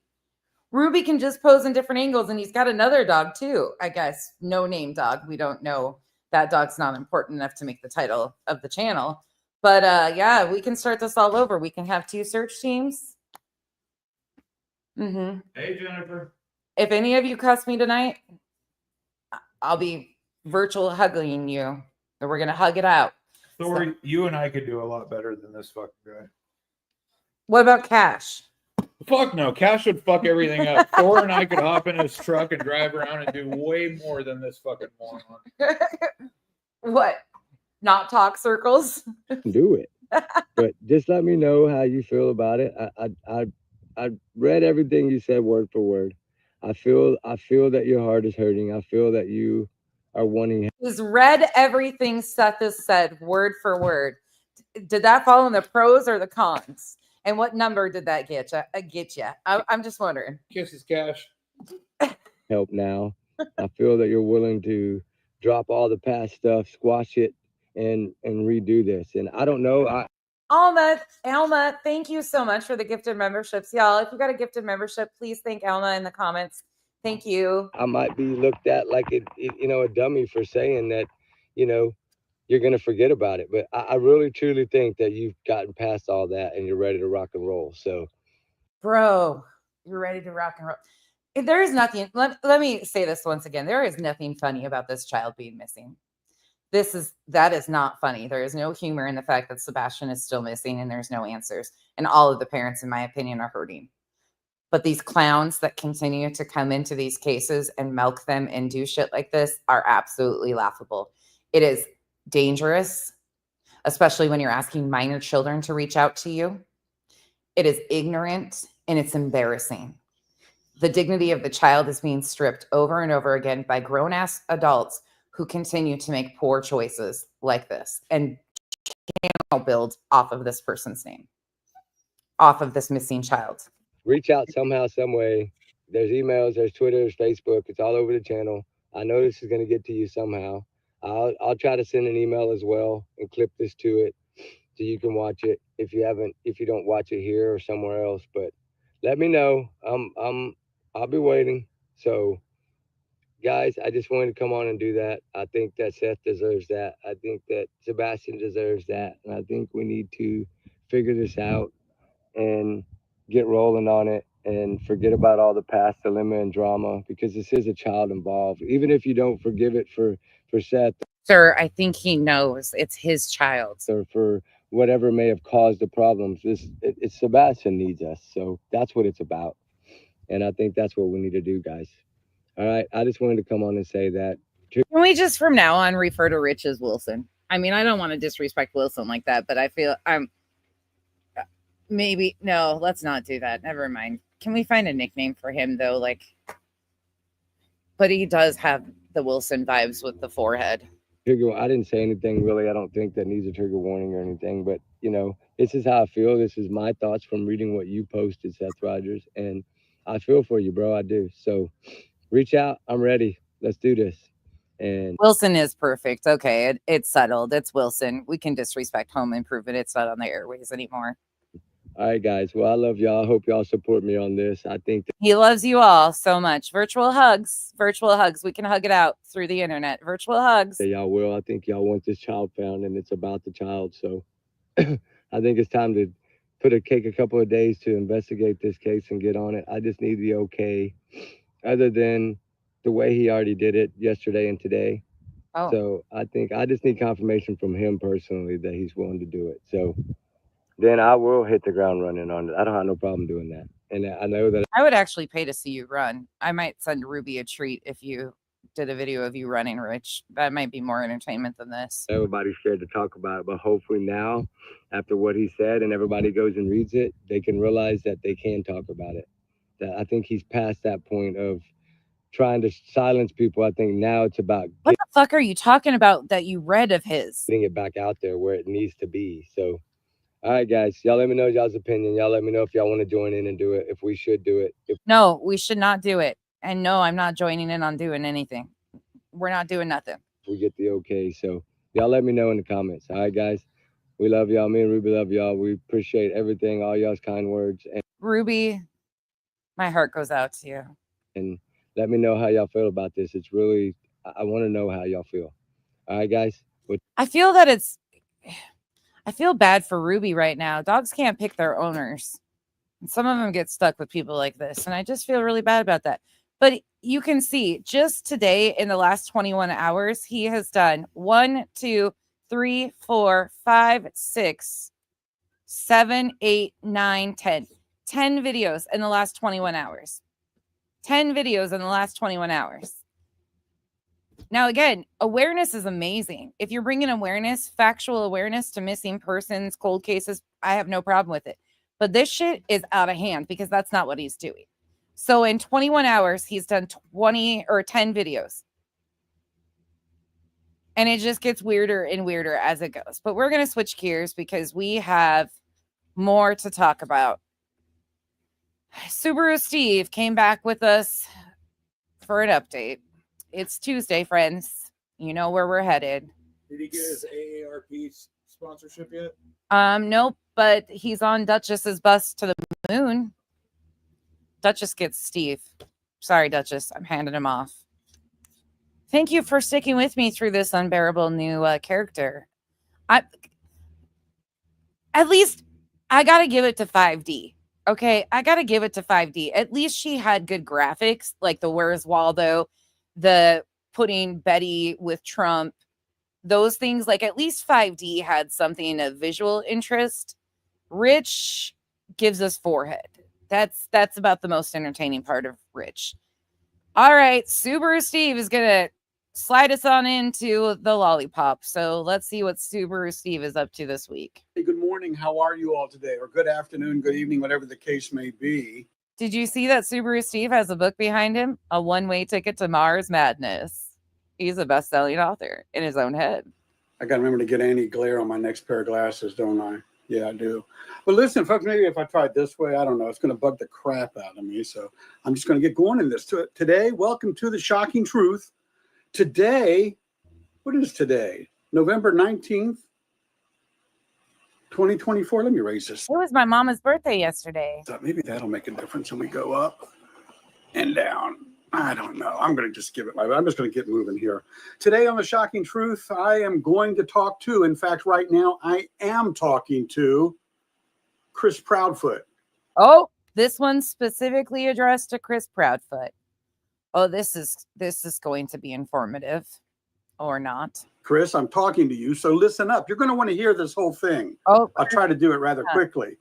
I just finished watching for the 4th time the Court TV interview from Friday night, November 15th, with Ted Rollins interviewing Dog the Bounty Hunter and their attorney. Hey, Stephanie, how are you? Steffi B, how are you doing? But let me get focused. Aubrey, tell her happy birthday. Sure, I got to stay on track here because I really want this to be a serious thing. I'm talking again today about the missing autistic teen out of Hendersonville, North Carolina, not North Carolina, Tennessee, right next to North Carolina. Steve, starting out strong without even knowing what state we're in. We definitely have landed on Mars.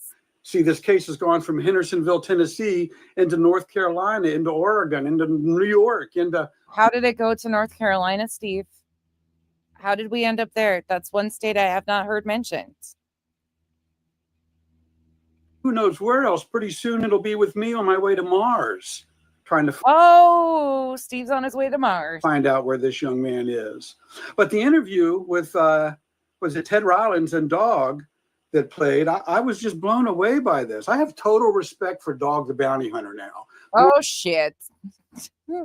Steve's taking us home. Steve does have a lot of informative things to say in this that are quite interesting and entertaining. Subaru Steve is on Mars and has a lot of respect for the retired dog. Morning, Riggs, how are you? But Dog the Bounty Hunter, and just really listening to this older guy, I'm an old guy and I know my challenges. He's older than me. And if he's got challenges, he's got the team there to help him. He's got a film crew that goes. No, Steve, you're as young as you feel. Prime 22. Around with him all the time. He has a legal team, which has definitely told him what he can and cannot do. With his legal team should be suing their hair peacemakers. Period. Point blank. End of story. I'm sorry. Once that happened in that interview, my mind kind of went blank, and that's why I haven't reviewed it again, because that hairpiece, the toupee that Lesniak was wearing, did him fucking dirty in that interview and shifted. And poor guy, yeah, that he should be suing them. In the confines of the law. And Chris, I got something really neat you're going to want to hear about regarding a special law in the state of Tennessee. You're going to want to hear about this. In fact, everybody in Tennessee is going to very well be everybody in the United States, but stick with me on this for a second. So Dog has plenty of time and resources, including a legal team. Chris, No. Are you still doing your best to remain quiet? Are you still doing your best to remain quiet, Chris? It seems like, and I'll tell you why in just a second. I've got proof on this. But 8 months ago, Sebastian Wayne Drake Rogers went missing. And it's in debate whether it was the night of Sunday the 25th, around 10 o'clock at night, when there was a thud in the house. No, that's not up for debate, Steve. According to law enforcement. Okay, never mind. Take her home, Steve. And his mom, Katie, went to bed around midnight, only to wake up at 6 and find out that he just vanished. Like a genie came along and just turned him invisible. He vanished. Kids don't vanish. They're taken or they go. And if they go, they wear shoes. So number one, and they say there's no evidence of any foul play, none of his shoes are missing. Are you trying to tell me that an autistic 15-year-old teen walked out of his house barefoot? Steve, did you used to be a resident of the Villages? I'm just asking for me and my friends. My friends might not want to know, but I do. Did you happen to escape from the Villages? Did the Villages close down a wing and that's why you and Rich are out here hanging out? Is that what's happening here? Did the Villages shut down a wing and here we are in the wild with the residents from the village in the wild? Is that what we're seeing here? I mean, I feel like these guys would fit right. Absolutely, Vicky. They would fit right. They would fit right in. Leaving no trace or tracks. And you're going to say there's no evidence of foul play when none of his shoes are missing? None of his personal things are missing? Come on. No, he doesn't have to say that. Law enforcement has said that there's no evidence of foul play there, Rich. I can't even transition. Steve. Something else that Dog says, and I totally agree with him, is the Sumner Sheriff's Office and the TBI, Tennessee Bureau of Investigation. Come on, you've done your best. Move on. Request, not just the FBI, but I liked what Dog said. the U.S. Marshal Service. Sir, the FBI, I don't know if you can hear me there from the villages, but the FBI has been involved in the case. That's who offered up to a $50,000 reward. Not only the FBI, but the Secret Service has been involved. Oh, not rich. Gosh, dang it. I can't even get them straight. There's too much of this shit. Steve is going to really lay it out today. Man, there's so many resources out there that if we just weaponize everybody, and I don't like that term, I would say utilize all of them into one major goal, that goal will be solved. Because as I mentioned a lot of times, all mysteries will be revealed, Chris. Oh my God, I feel like we have a theme going. Rich and Steve both told us sooner or later it'll be solved. No shit, Sherlocks. Stick with me here, Chris. You're going to want to hear this. Oh, you're going to want to hear this. Court TV. Oh, okay, Chris. I'd like to hear I got questions for you. Okay. We know you wrote your notes down before. Why are you shocked by your own fucking notes, Steve? You wrote those things. Why are you acting shocked at your own goddamn notes? And you don't have I'm going to say it like I'm thinking it. You don't have the balls to go online anymore. Ooh, Steve is getting frisky. You don't got no balls, he says. And talk to people or at people or Steve is feeling froggy. to people or with people that all they want to do is find out what happened to your son, your stepson. I heard you once say he's your son too. I think he almost just spat out his dentures on that one. He got so excited. Okay. And I know you know what you're saying there because your stepfather, Mr. Bowersocks, did he not raise you to be the fine, upstanding young man that you are? Steve, Chris served our U.S. military, the Navy, for 16 years. What have you done besides write a book about a one-way ticket to Mars Madness? How proud your mother must be, Chris.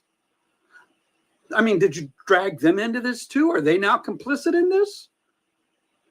Because Dog did say he's in Tennessee with his film crew and with his attorney people right there in process when they need it.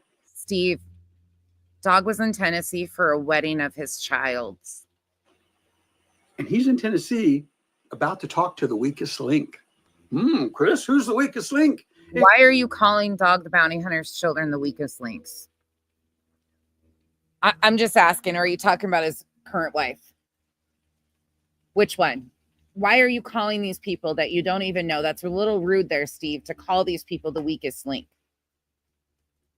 Because that's who he talked to this weekend, factually speaking. He didn't talk to Chris Proudfoot.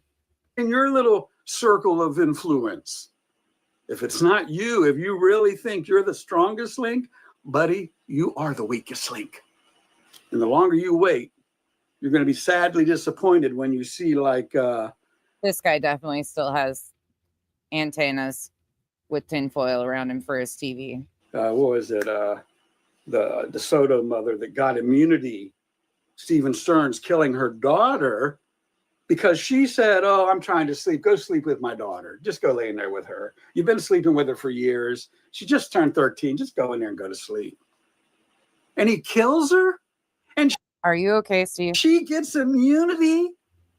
Oh my God. And you don't think immunity is possible in this case? I'd even say, Chris, if you're the main guilty figure, there's $175,000 waiting for your legal defense. Because if he's guilty, he cannot collect a reward. Steve, oh Lord, bless it. A guilty party cannot collect a reward. What the absolute fucking hell? You fucked up your notes, Steve. If you don't take it, are you going to have your parents and your stepfather risk whatever they own? NorCal Jim. All of these guys do. What is with them? And again, no shade to the men in here because some of you guys are amazing, upstanding males in society. But where did they find this sector of men that are interested? Like this gives me not good vibes. To bail you out when you get to this point? That money, that 175 is going to be crucial in somebody's defense. And maybe even profitable if they get immunity. which I hate to say that, profitable on something like this. Horrible thought. Again, I wrote on here, no evidence of foul play. A 15-year-old autistic teenager vanishes without shoes, personal items. Children don't vanish or evaporate. He wrote that down with emphasis. I bet there was 3 exclamation points instead of 1. Can somebody tell the Tennessee law enforcement agencies, the sheriff department, the TBI, that there is evidence of foul play when a teenager has vanished? Man, I get mad about some of this stuff. And now specifically to you, Chris, I hope you're following along. I hope you can read between the lines here, as it were. Are they as crooked as the lines on your shirt? All mysteries eventually get solved. No. Especially when more than one person knows, it's twice as many chances.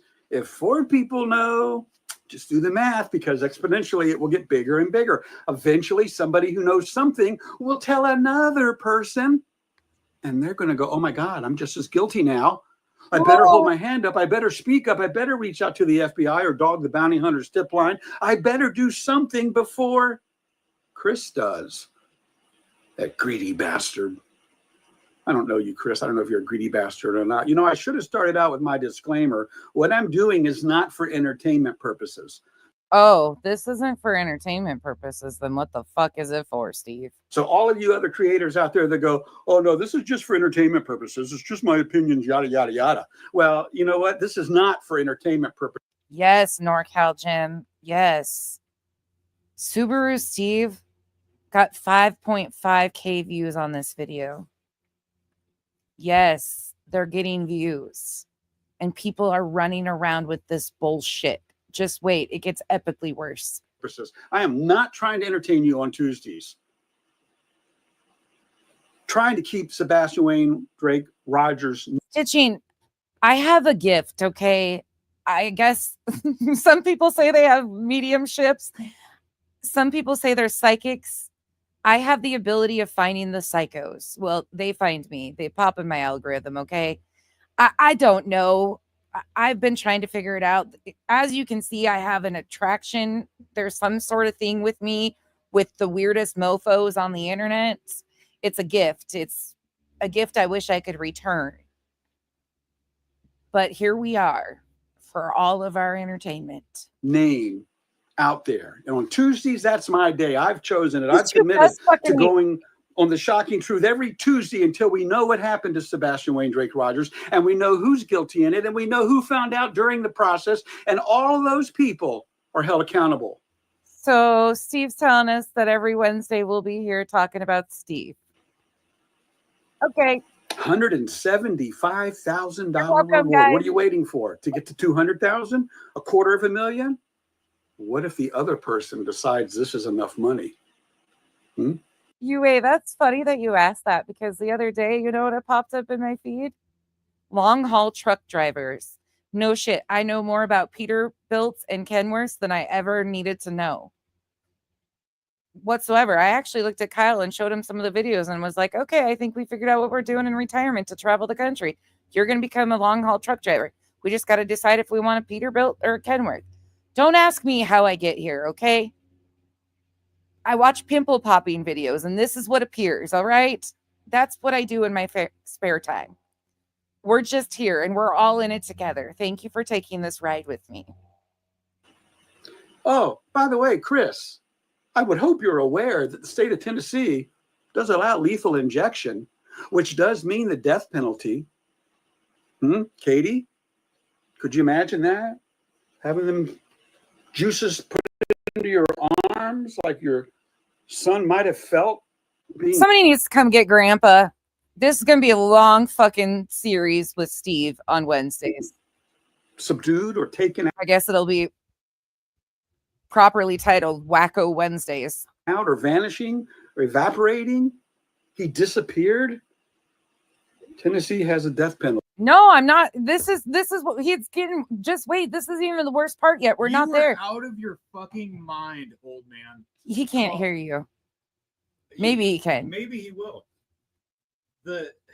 Just wait. It gets worse than this. If you don't think that him talking about lethal injection and looking at his arms is bad, just fucking wait, you guys. I'll tell you one thing.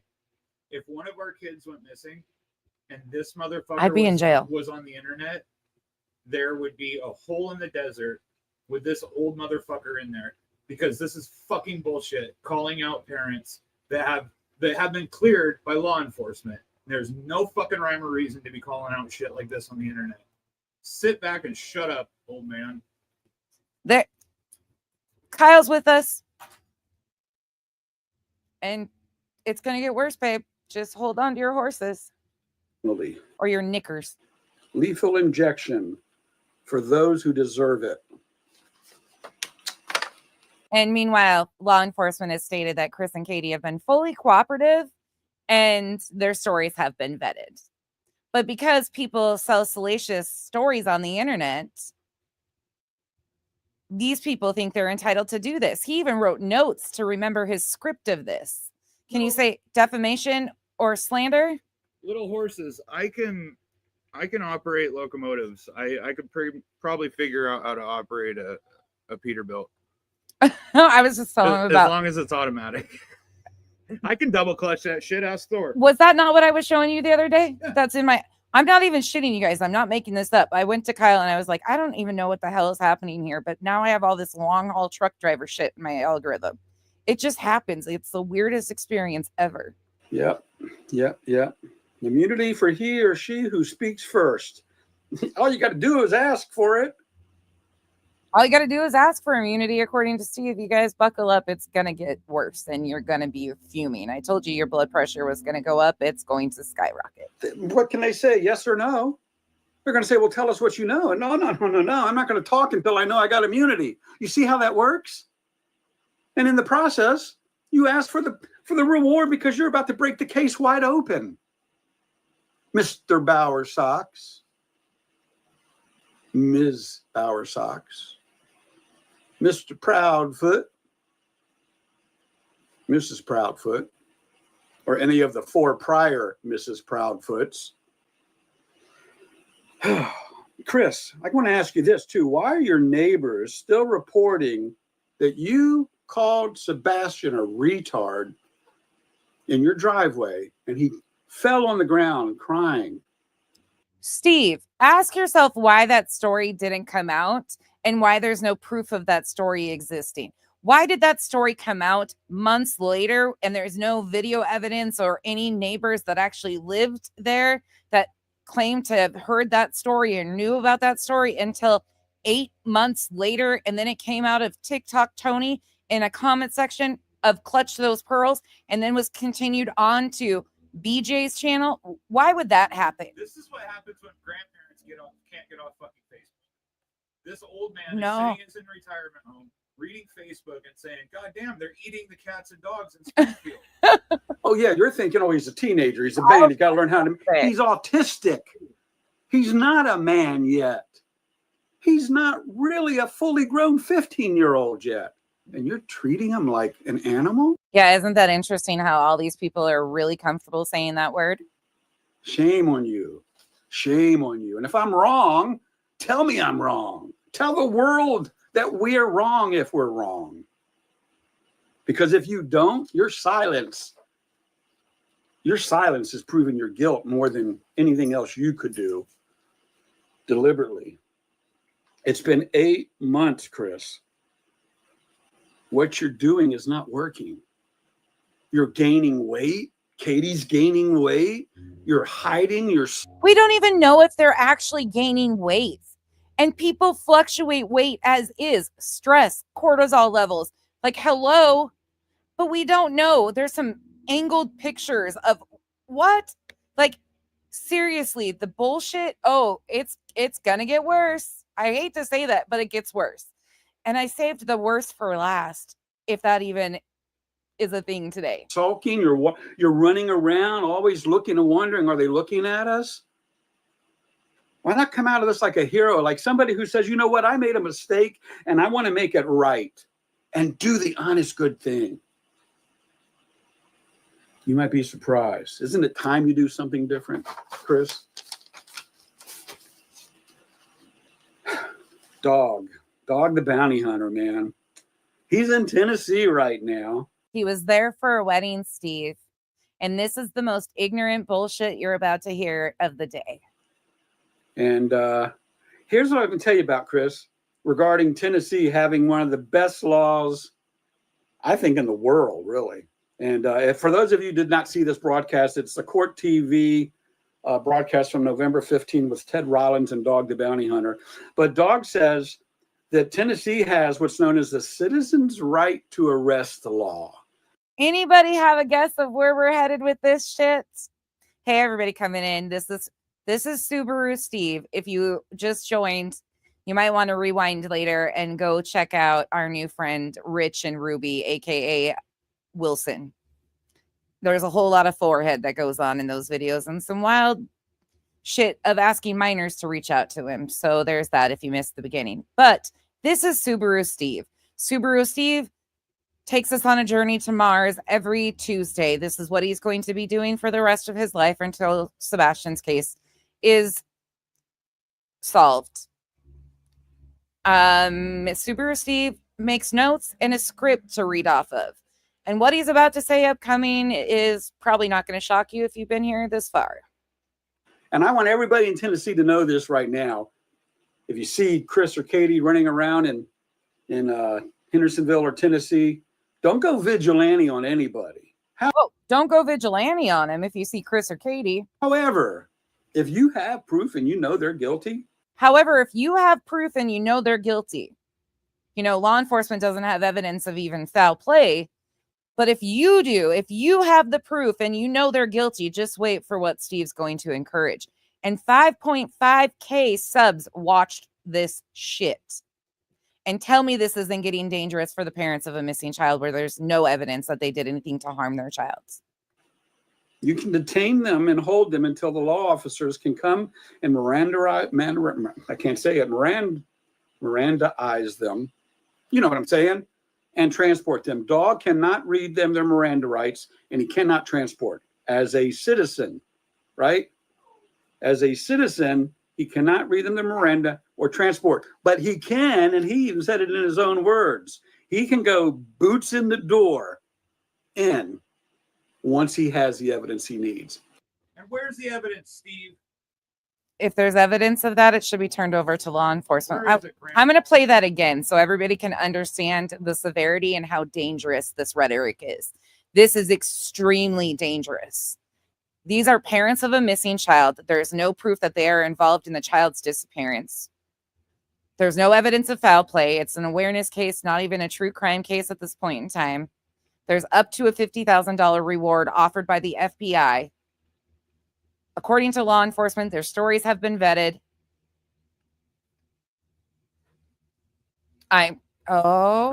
Here's what I can tell you about, Chris, regarding Tennessee having one of the best laws, I think, in the world, really.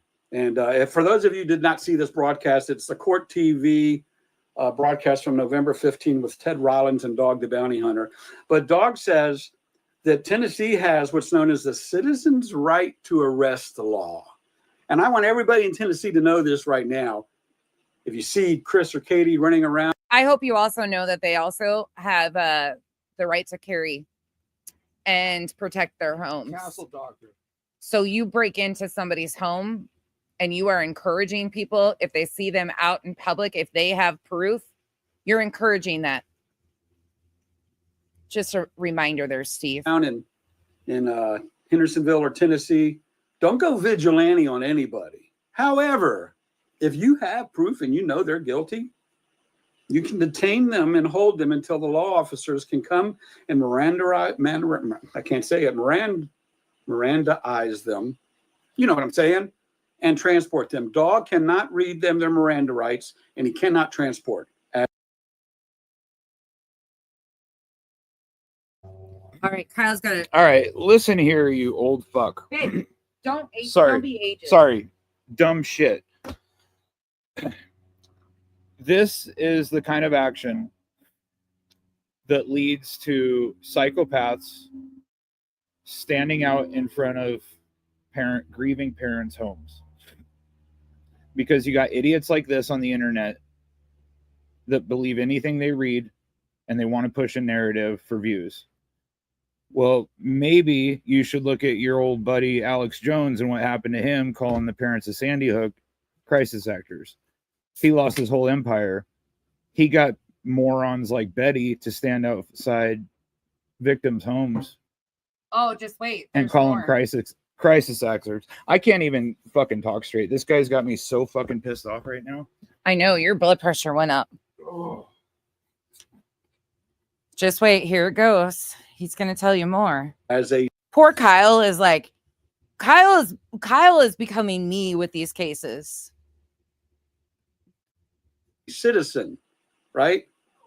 As a citizen, he cannot read them the Miranda or transport, but he can, and he even said it in his own words, he can go boots in the door in once he has the evidence he needs. So let's say, for example, here's a hypothetical.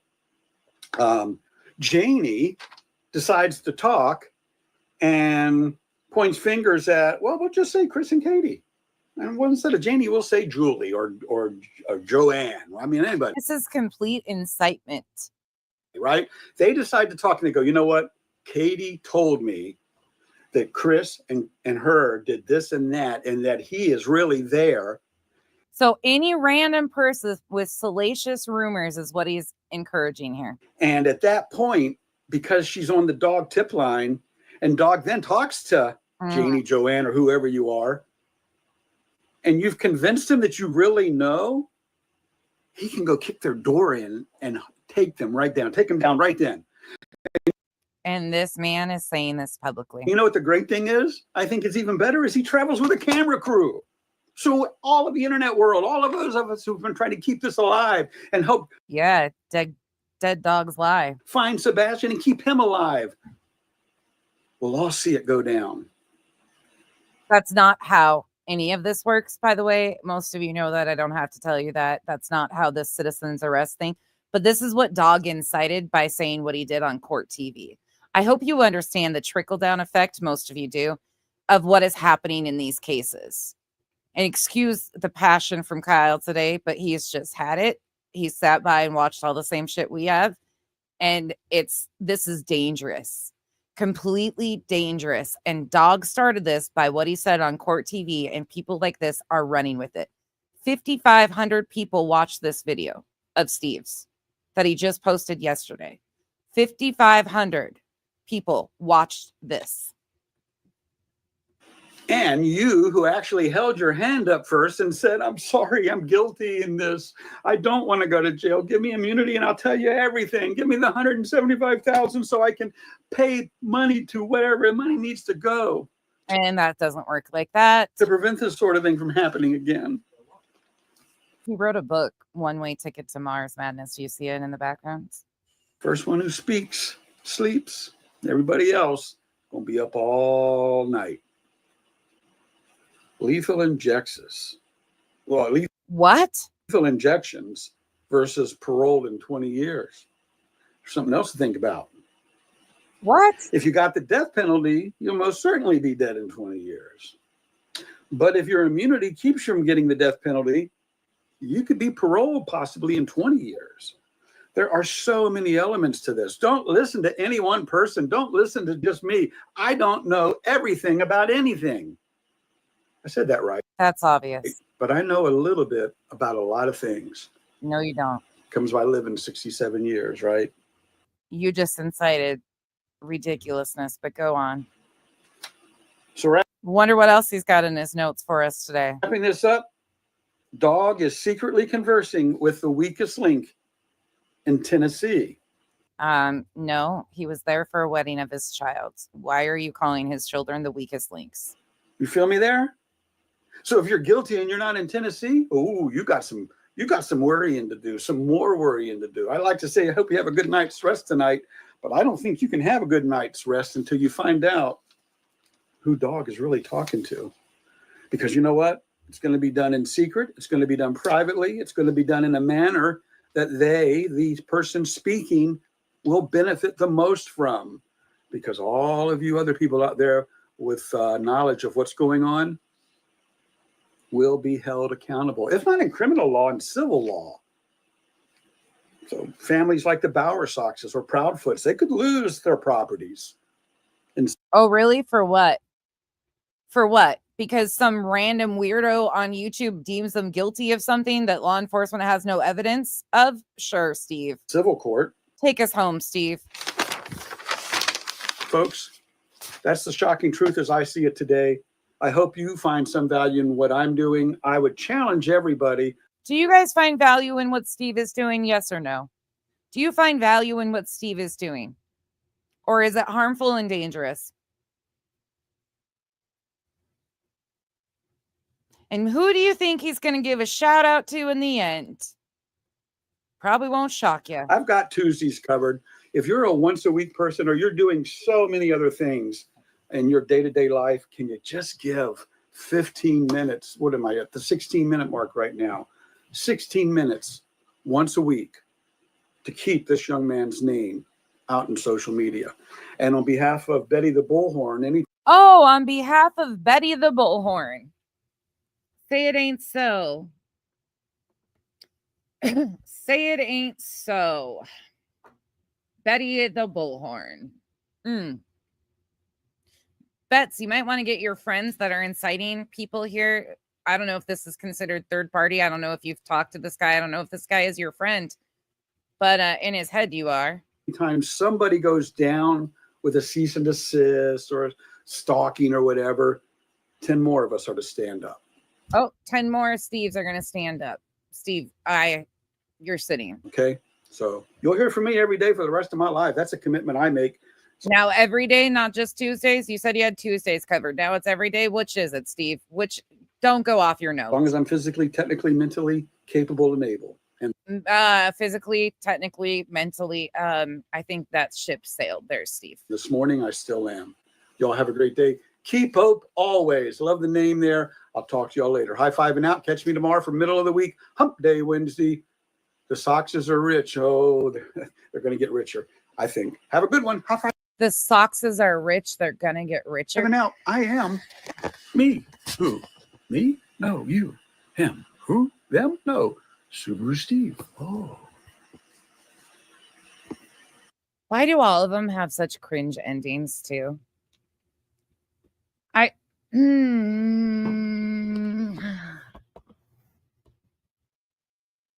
Yep, for the rest of his life or until Sebastian's case is solved.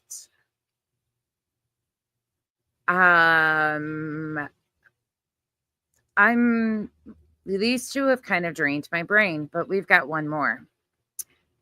One more coming up. Lollipop, lollipop, ooh, lolly, lolly, lolly, lollipop.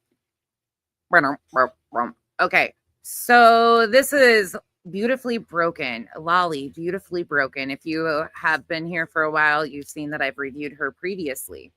I'm not going to review the first half of her stream because she goes over police off the cuffs interview and hones in on one word that he says. He uses the term death. I have watched police off the cuffs video and opted to not review it because it's just more propaganda pushing off of misinformation in his opinions. Yes, he's a well-respected ex-police officer, but in my opinion, once again, a lot of professionals are really showing bias in this case, and he does absolutely, in my opinion, again, show bias. Yeah, there's a lot of misinformation in it, Revival. There is. I mean, I can review it and like go through if you guys want to, but there's just so much that we can review. I haven't reviewed the court TV. I haven't finished the filings yet.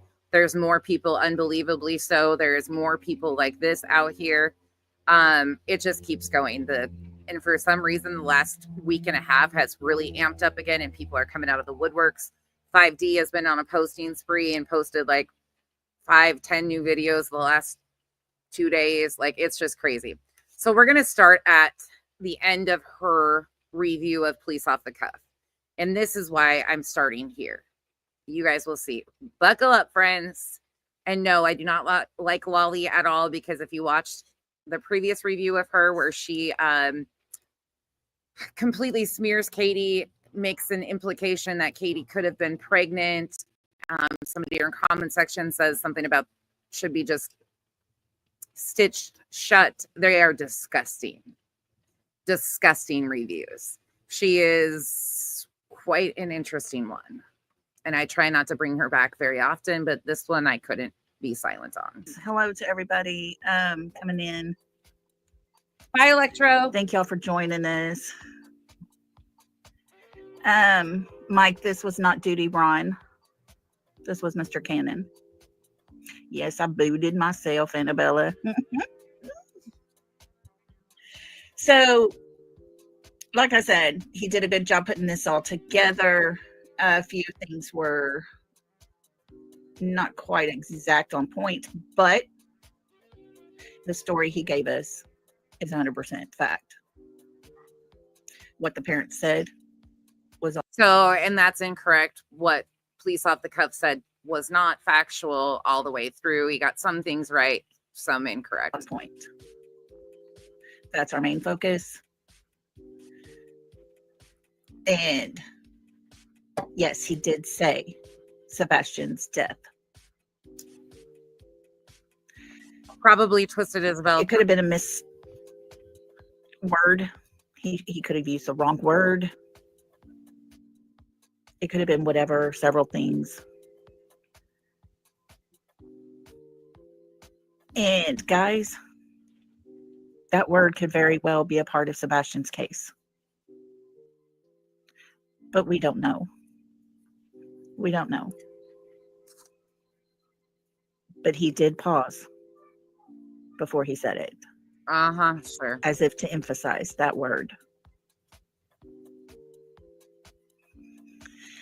I'm sorry, y'all. I'm sorry for your raising blood pressure. Oh, Ellie, or Elle. This shit is wild. This is out of control. And this one she has just a way with, I don't even know how to explain it. It is infuriating. Anyways, I just wanted to go over that, listen to it, talked about the Cajun Navy. How insane is it that here is a missing child? Kyle's even in the comments now. He walked inside and now he's in the comments still venting. Babe, I might have to move over. You and Kyle might have to share a room at this rate. Poor guy. This well-organized group had just found a child in the Cumberland River. And yet they came there to look for Sebastian, and they got ran out of town. So, factually speaking, once again, the only report that was filed by the United Cajun Navy was a report to Nashville, and it was over an incident with a homeowner and a farm and accessing property. That was, yeah. I mean, again, there's no proof that happened. And to my understanding, they did not find Riley Strain. Threats that were so real that they decided, no, not having no part of this. We're not going to play a game, because unfortunately someone thinks that. My opinion solely is because of the bullshit that JLR and other YouTubers were doing is what more likely drove United Cajun Navy off, but that is my opinion. It's fun to play a game with Sebastian's case. And at the end of the day, you stop and think about the people who have had threats. Cars being messed with, tires being slashed. Where's the proof of that? Where is the proof of tires being slashed? Again, that comes from Terry Lynn and Terry Lynn's statements. There's been no proof of any tires being slashed whatsoever. And she's just going to say it as fact. Yes, your blood pressure is going up because I am, as you can tell, getting more aggressive. Sorry. But she's phone calls being made to them. People showing up at places, banging on doors, trying to open the doors. Where is that happening? Where are people showing up, banging on doors? The only ones that we have seen proof of being stalked and harassed are Katie and Chris. If all of this other stuff is happening, why haven't people filed for restraining orders or police reports have been filed? Where is this happening? Does anybody know? Yeah, the belt bandit. We already know. We walked through that and what a bullshit story that was. Good night, Bodie McBoatface. This is fucking insane. And yet they all seem to leave just in the nick of time before the law gets there. It's almost as if someone is giving them a heads up. Hey, they're on their way. Yeah. Okay. So all these things that there's no proof of happening, somebody's giving somebody the heads up to. You see what she's implying here. She's implying that somebody has an in to the police department, and people are just, yeah, you get where she's going, and all of it's bullshit because nothing that she said there's been proof to back up yet. But you don't hear about these things when a child goes missing. You hear about people walking around looking, spending their time, their money, making their own flyers. They didn't have to do that. They can get them from the TBI, and Seth gave out, the United Cajun Navy left over 10,000 flyers and with Seth when they left, and he had those to hand out. But carry on. Walking around looking for this child that's missing. Looking and searching. But see, Trisha, I'm so glad that you, one open day and it sold. Had to put my little dog. Oh no. I'm so sorry. In palliative care. Oh, I'm so sorry, Aussie Trisha. Thank you for the support. One good thing, one bad. Sending you hugs. That's a lot. Our fur babies are family. Yet Sebastian's case has made a turn.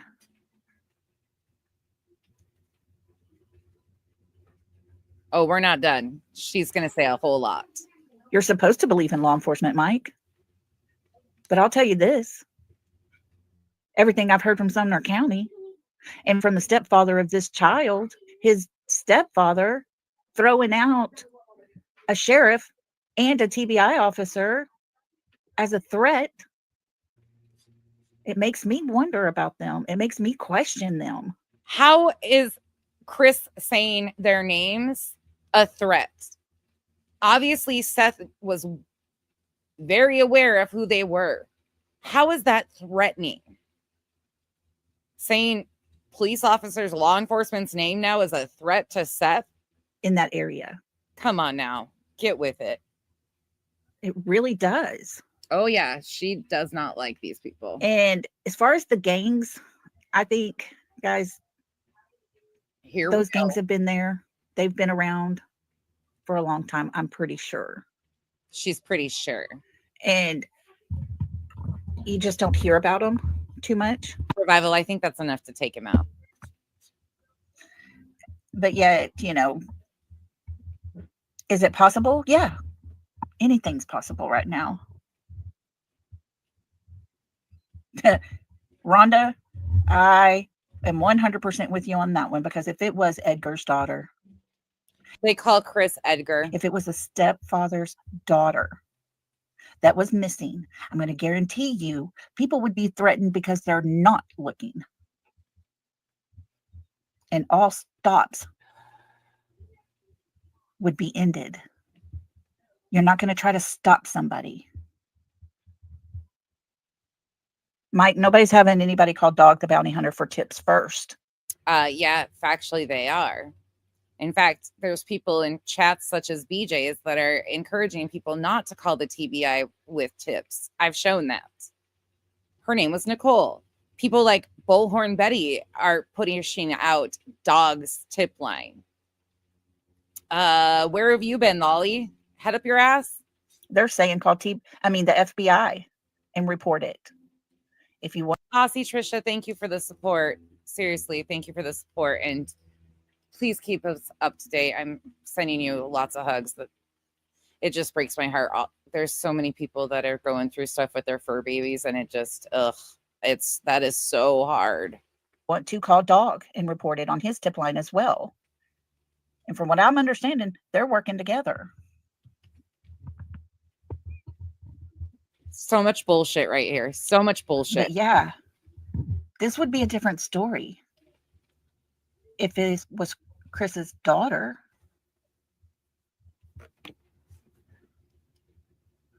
Oh, yeah, FBI. I don't trust the TBI. I don't trust them. Yeah, even Dog said send the tips to the FBI or TBI. Yeah. But, you know, we followed Summer Wells' case. Then why do they have a tip line? And why are all these places saying to call them? I'm speeding her up. Sorry, I can't take it. Most of us have been part of that case, and TBI has done nothing in that case. So the TBI has done nothing in Summer's case. Did you, for my Summer Wells community people, did you know that the TBI has done nothing in Summer Wells' case? Unfortunately, Summer's case is not solved. I can go with that. And I can go with some people are disappointed with what has happened. But to say that they've done nothing in this case is a stretch. Handed information that is uncanny and very obvious. Yet nothing's been done. And I don't trust them. Didn't trust them way long before Sebastian went missing. And then we've got this Sumner County.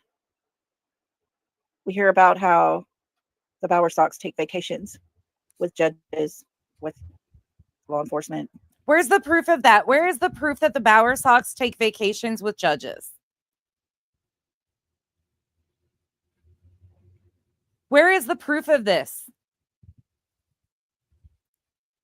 So I guess you can just make up any story and run with it, right? Chris went to school with a lot of them. Well, of course he did. Of course he did. That's what happens in small communities. Welcome to the fucking world. And guys, that trust level's just not there. It's nothing personal. Oh my God. But we see nothing happening. And that makes us question everything, everyone associated with this case. It makes me question. Makes me think twice. Electro, yep. I told you this was going to make your head. We're going to look at something, guys. I was really debating about putting this up, but I'm going to. Oh. Okay. We know Nick and Dog have their team. They're working really hard. They are working together with law enforcement. So she's trying to tell her audience that Nick and Dog are working together with law enforcement. No.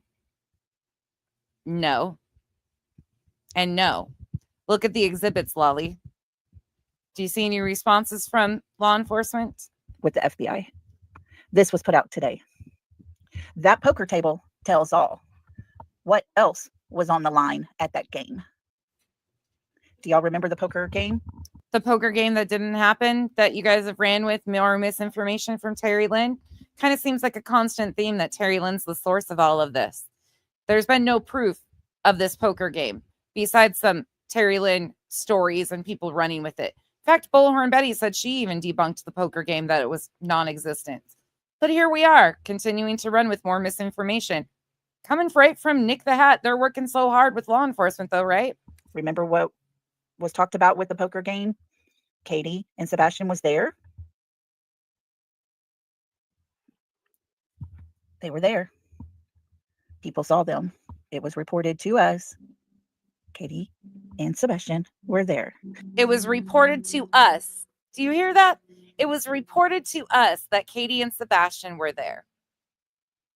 Not reported to law enforcement. It was reported to them. Oh my gosh, sweet one. Right? I mean, make it make sense. And that petition is how many months old at this point in time? And the FBI is the one that offered the reward to begin with. I mean, this is just insane. Yeah, Lauren, right? Yep. New Leaf. It seems to be a thing that they're doing. It is questionable whether Chris was there or not. Some say he was, others say they didn't see him. But again, let me take you back right quick, just because I can and it's available. Let me remind you of this. Let me remind you of what Seth said. There and help search for Sebastian. Now, you went there, you checked out this video. the full scope of this video, what we saw as regular people, okay, the people that are very passionate and really caring and that care about finding Sebastian, the footage that we saw was a cropped video up in the top right-hand corner of this very big, a much bigger picture. Yes, So sir. you saw day and night. What else was being said or talked about or shown to you with TBI? I had requested video proof that my son was alive after I spoke to him on Thursday. What footage was that? They showed me footage of him leaving Texas Roadhouse and getting into his mama's vehicle with her. Texas Roadhouse. So he was getting in a vehicle with Katie Proudfoot from eating at Texas Roadhouse, correct? Yes. Was Chris Proudfoot there No. in the footage? No. Chris was in Memphis. Okay, so Chris was definitely in Memphis. Okay. But when you saw them leaving, Again, what was just said? Chris was in Memphis. Let's hear it again. was Chris Proudfoot there No. in the footage? No. Chris was in Memphis. Okay, so Chris was definitely in Memphis. Okay. And then we also have the Web Sleuths interview. But carry on with your ignorance. So what do they know about that poker table? What do they know about what happened at that poker table? Let's look. The very next post that got put out is this. The same person who lost that poker game miraculously planted and later found the purported pants. That table tells all. So Terry Lynn is the one that found the pants. Do you guys remember that? Do you remember that? Hold on for a moment. I didn't pull that yet, but I'm going to pull that right quick. Let's go to... Actually, I don't know which channel it's on. Hold on, give me 1 second. Let me see which one, because Jay streamed this conversation. From TikTok. I don't remember if it's on our everyday. We've watched it before. 1 moment.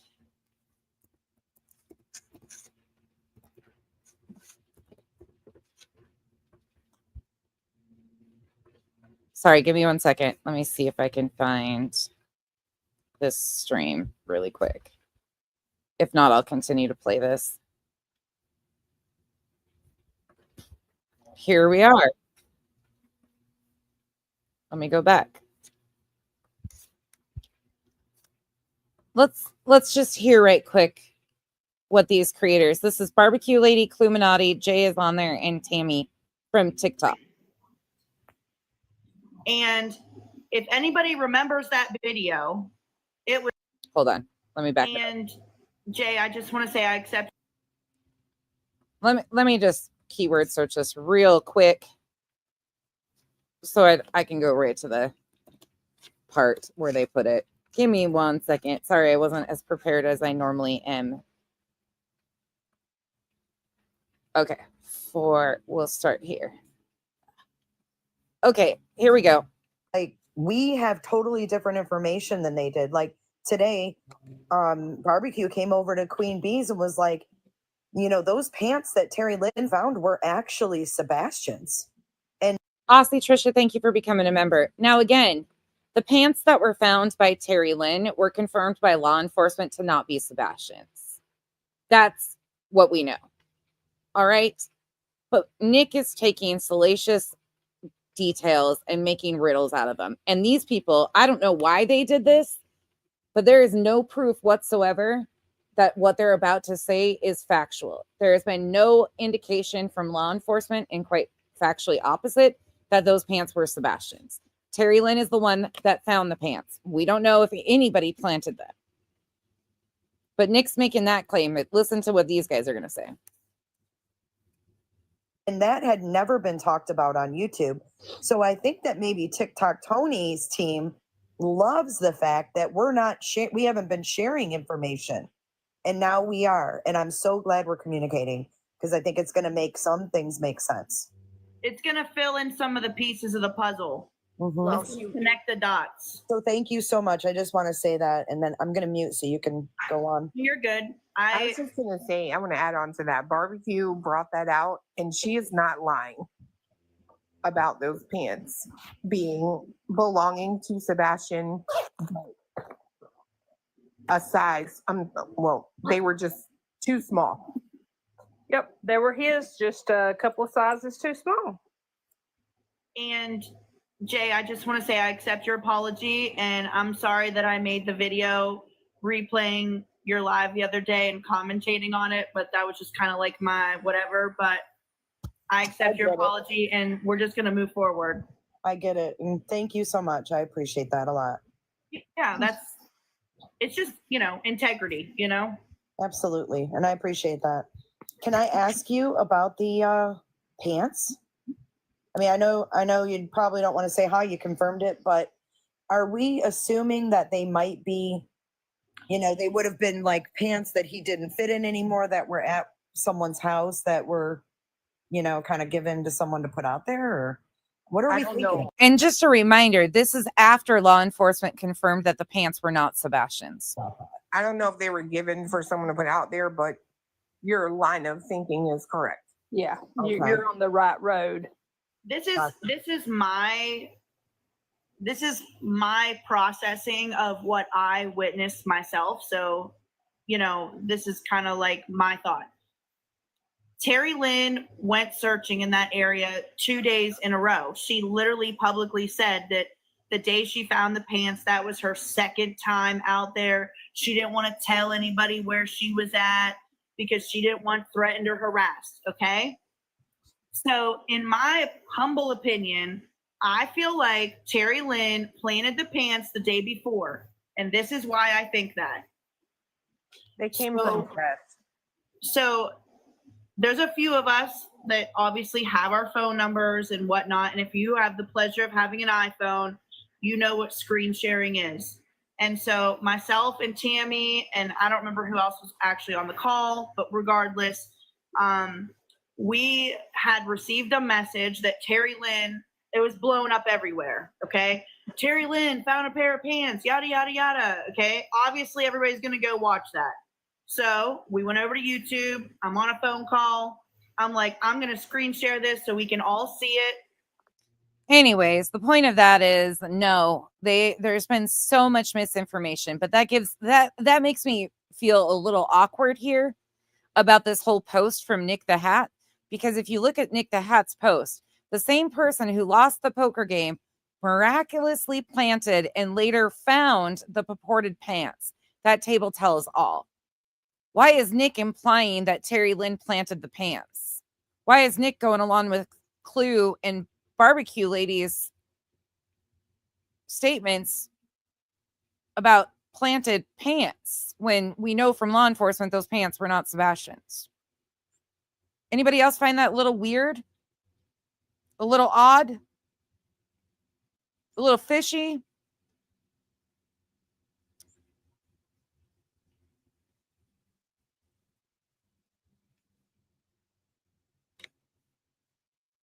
I do. I find it weird as fuck. Guys, Terry Lynn is the one that was searching. She had someone with her when she was searching. They are the ones that found the pants. Mm. This post bothers me. But it's been talked about for a long time that this poker game could have possibly had something to do with Sebastian going missing 2 days later. And there is no proof whatsoever that was a poker game. There's no confirmation. That, again, is misinformation from Terry Lynn that she's been running with and people have added to and added on to, just like the pants situation. People have spun narratives around this. We know factually Terry Lynn found a pair of pants. She streamed it live. Law enforcement came and collected the pants. I have those screen recordings. Then she found out that the pants were not Sebastian's, and that was the end of it. And then creators decided to make up stories around it later, bring it back up, and now Nick is doing the same. A lot of people playing a lot of games, if you ask me. Yes, Melissa, it was Terry Lynn that found them. Mm-hmm. Sure was. You know,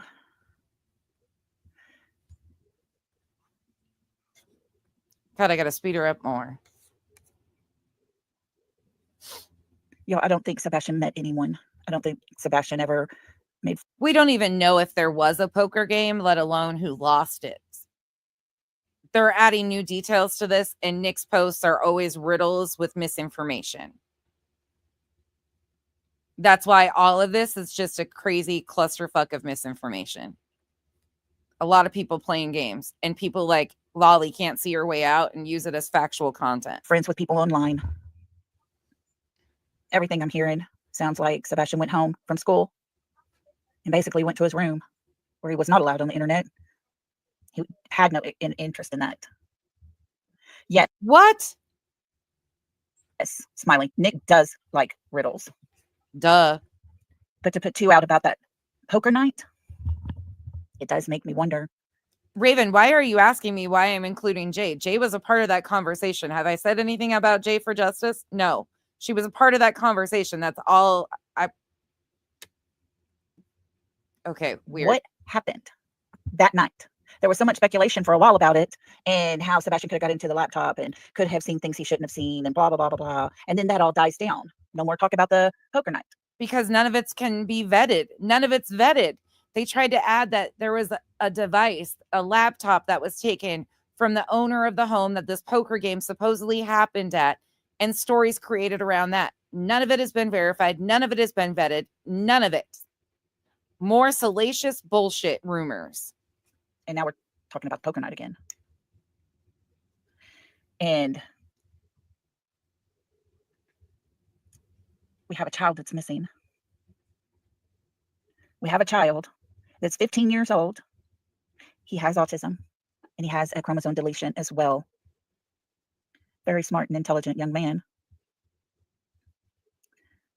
And yet he's disappeared, vanished without a trace.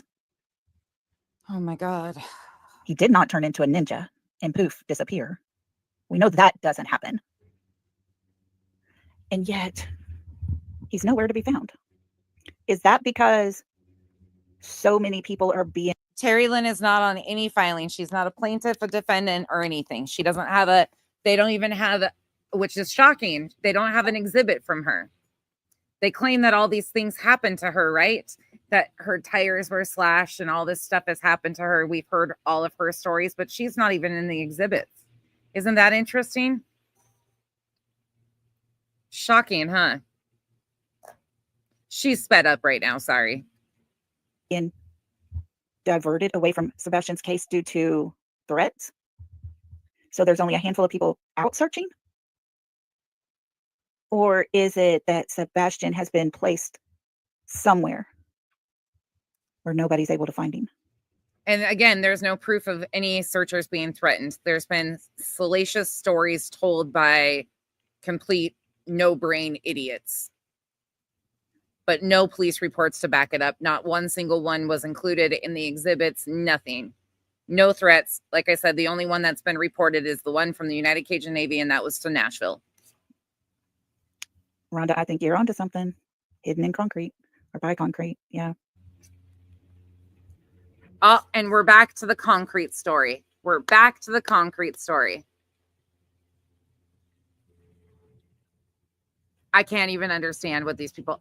Revival, I actually watched the Julia interview on Coffindoffer, and I was not impressed, but I was glad she didn't let Coffindoffer lead her down the road of saying that, you know, trying to target one side of the parents or the other. She actually said her heart goes out to all three of them, and she kept it there. I was glad to see that. She didn't let Coffindoffer lead her there. I think Coffindoffer was a little upset by that, but Julia rounded it out well, in my opinion. Again, if you're wondering what they're talking about with the concrete, there was a post. Chris was asked a question. He explained more in depth about a body and concrete, and they have used that as some sort of tell of Chris. Nothing behind it. Yeah. Might be two different incidents, Gail said. Bullshit. For the parents. Okay. I don't like coughing. Well, you know, we can only ask questions about what we hear because nothing is being confirmed as truth or fact. So that's what we're doing. We have to listen to things. We have to look at different things. We have to ask questions. Yeah. Because if we don't ask questions, guys, yeah, we're not going to get nowhere. So doesn't sound like you're asking questions at all. It sounds like you are telling stories, attempting to make complete salacious bullshit into factual stories. We're asking questions. You're not. We're listening to different things. We're talking about where is this boy? Oh my God. And we're not getting anything. Hey, Catherine, 662. We're not getting any help from the other side. You know, and I hate to say the other side, but that's what it is. The other side. The side that don't want anyone to look. There's no indication whatsoever. In fact, quite the opposite. Chris and Katie have both begged people to continue to look, to keep Sebastian's name out there. They have done that. But this group of people continue to make up stories and completely rewrite history. It's disgusting. Diversions, distractions, threats. If you talk to anyone or about anything, it's the other side that attacks you because you're not doing right. Oh, I guess this will be seen as an attack because I'm reviewing her misinformation. So this will be seen as an attack from the other side, even though I'm not on any side besides fact, the side of fact and truth. That's it. But this is my question for the other side. How do you know what's right and what's wrong? Because a lot of the bullshit that you're spewing is completely bullshit. Revival, thank you for the gifted memberships. Y'all, welcome to the cabana. If you got a gifted membership, please thank Revival. Come on now, people. There is no proof, no evidence. The parent stories have been vetted. This is ridiculous. They've been cooperative with law enforcement. Yeah. Sharice hit it on the head. The FBI has to know something to put that much money out there. You're 100% correct on that. And we have Jennifer Coffendorfer's words when she says the FBI does not put up a reward of $50,000 for a runaway child. And Jennifer Coffendorfer didn't work missing children's cases for the FBI. That's also factual too.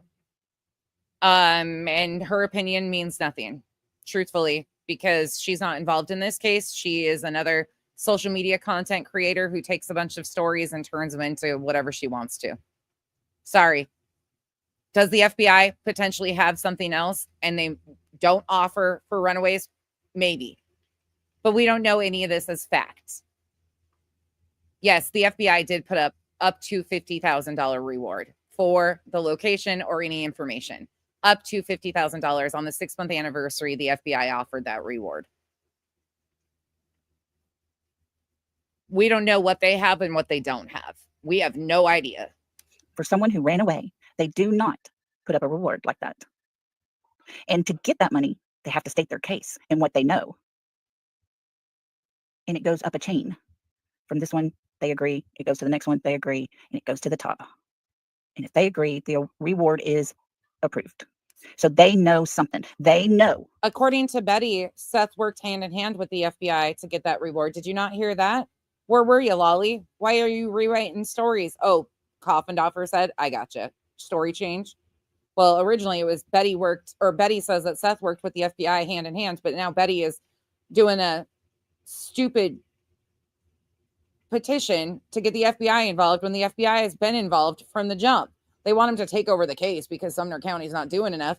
But according to people on the internet, they're paying off everybody. The FBI, the Secret Service, you know, they have a private 747 jet out here. What do you know? That this is not a typical runaway child. And with that being said, you got to ask the question, what is it? If it's not a typical runaway child, then what are we talking about? He didn't vanish. But yet, we have the words of his stepfather. 1 week, 7 days after he has been reported missing, the father says this will be a case to be studied for years. 1 week. Because of the response, because of what we watched the other day when we went back and listened to the dispatch audio and all of the response, because of all the different agencies that were on the ground and all of the technology, and what an amazing response by law enforcement and outside people it was. because they weren't able to locate any evidence with that incredible of a response. That's why it was said, but you guys keep twisting it into something else. Continue to twist. How is it that he knew that Sebastian wouldn't be found for a very long time? How is it that he knew Sebastian wasn't coming home right away? How is it that he knew this would become a case? In my opinion, because he knows. Oh, again, implying that Chris knows something, but we have Seth's word saying he was in Memphis. Okay, can carry on. And that's my opinion, according to the words said. And that's all we have to go by. Right, Amanda, that is true. We have their words, and that's it. We can't assume. We can't guess. We can't state facts because we don't know the facts. The only fact we know is that Sebastian is missing. And the only other facts are the words that are said by the two people whose home this little boy come up missing from. Exactly, Smiley. For someone not there, he is very right. And why? You know, because he works with law enforcement. Like, oh my God. Yesterday in our chat, we had someone in chat that put that they found his switch in the backyard. That comment was deleted, and that person's never been back. What? There's people out there that know things. There's people out there. The switch was taken by law enforcement. Are you fucking joking? Told you guys it was going to get worse as we went today.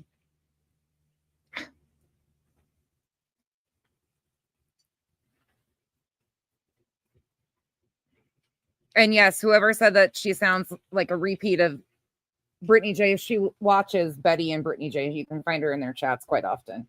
And Smiley, she's a buddy of Smiley too. It's the whole circle jerk of misinformation. I'm telling you, it's the trickle down effect. They just all grab onto it and do more salacious information. The one thing I can say is the drama has distracted BJ from exploiting this case any further for a few days. I'm sure she'll be back on it for a little bit pretty soon because she's going to need to. But yeah, they all do the same exact thing. Wash, rinse, repeat. That might possibly be involved. And they're listening to us right now. They want to know what we know. So let me fill people. They're listening to her right now. Oh my God. Half pint. If you back up, the new character is Rich and Ruby, but no offense to Ruby. Ruby's just a dog and didn't get to choose her owner. So in the beginning, we went over Rich. He's quite an interesting one. He actually asked for minors to reach out to him. Sebastian's classmates to reach out to him with information. Minor children. It's a little cringe. People in. We know that Sebastian Wayne Drake Rogers was at the home of Katie and Chris Proudfoot. We know Sebastian went to bed, supposedly. And we know he's missing. That's what we know. He's missing from their house, and yet their words never make sense. Their words don't always match up to the story they told us last time. Their words seem to get them in trouble quite often. Their words are what we have to go on. The mother has quit talking online, quit talking to the news. And May was the last time she spoke. And there was no begging being done to find her child. No begging, no tears, no worried, no typical person would sit and tell a story that keeps getting added on. No typical person going through the worst time of their life. No typical person, right? Going through the most tragic event of their lives. But you know how they're supposed to act, right, Loli? Oh, yeah, that's total makes sense. You know all, right? Their behavior, how they should act, right? On to because the truth stays the same. Oh my God, I fucking and yet the mother lady has yet to tell a story that's the same. So we have to wonder, because that's all we have is their words. The baseline story has never changed. For anybody coming into this late, The baseline story that Chris and Katie told has never changed. The important details have never changed. They've added in insignificant, more irrelevant details to social media, and social media has picked apart their words and twisted and turned. There is not all these red flags like they point out. It's all these people's own perception of what they think is appropriate in an appropriate response for somebody's most traumatic experience. That's what they've done to Chris and Katie, is pick them apart and say that they're red flags. All of these things are red flags, completely disregarding any red flag from any other parent. And factually, I don't think any parents are involved. I mean, that's my own perception. Right now, we have no indication from law enforcement that any of the parents are involved. That is where I follow the facts from law enforcement. Y'all have your own opinions, but that's mine. The stepfather, he talks for the mother. He says he doesn't, but he sure does, because we hear it. He tells us he's there working in the crane super early when he gets the call at 6 o'clock or 6:20. But yet his work tells us they don't start work till 7 o'clock. Kentucky Queen, thank you for the support. Sometimes it gets really frustrating, I'll be honest, because I get a lot of backlash. I get a lot of backlash of, why are you still talking about this case? There's no new updates. I'm not true crime. I talk about the assholes that create misinformation and exploit these cases. By proxy, unfortunately, I talk about this case. But we have to start making changes for these families. We have to start making changes, and this has to be handled differently, because look at the shit that Subaru Steve was saying. It's dangerous. This is inciting somebody to go harm this family, and they continue to push that narrative. Oh, I don't care, Chico. That happens all the time, Chico. People accidentally clip. I accidentally do it all the time too. But I appreciate you guys for being here for these conversations and continuing to tune in. I'm trying to give you new characters and switch it up so it's not the same characters all the time. But the same flow of misinformation, Spanky has been doing the most lately. And I'm trying to get up enough. I need like an antidote for the melatonin, because he is the most draining creator to watch. He drains everything, but he is one of the worst with misinformation in this case at the current time. I'm trying to get to where I can review a stream of his, because there's so many that need to be corrected. But thank you again for the support. He was there that morning. He was cranky. He was fussy. And yet he never told them he had a missing child from his home, that his stepson had come up missing. Never once were they told that.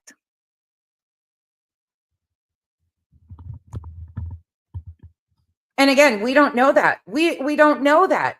That is misinformation from Silver's on the scene, because Silver's on the scene, he got a different response than JLR and Betty from the coworkers. All of these stories have came out slowly, months later. And again, we have no indication that any of that happened on his job site whatsoever. Whatsoever. So how are we supposed to believe him? So we're questioning the mother. We have the stepfather.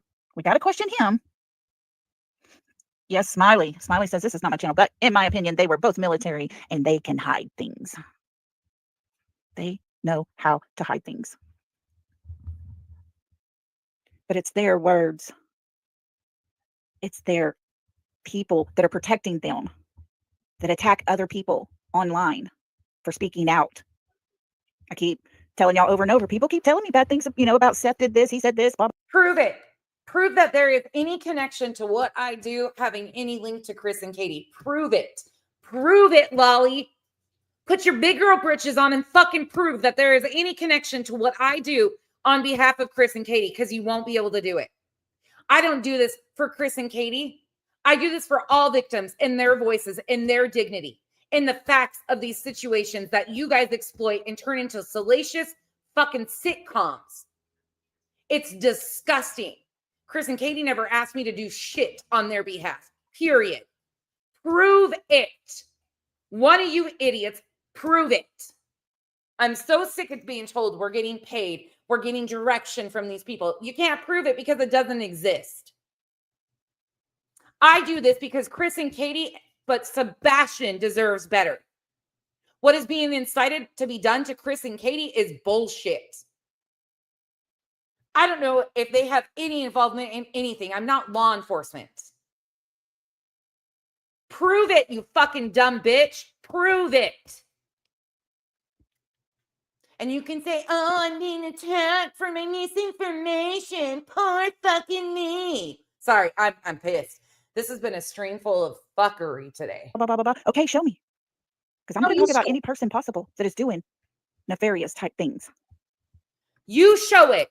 You're the one making the allegations and the accusations. You show it. The burden of proof is on you. Put your money where your mouth is and actually prove something for once, because all you're doing is spreading misinformation, running your fucking, bumping your gums.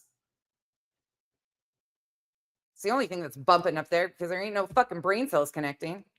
But nobody shows me anything that Seth has done concerning Sebastian going missing.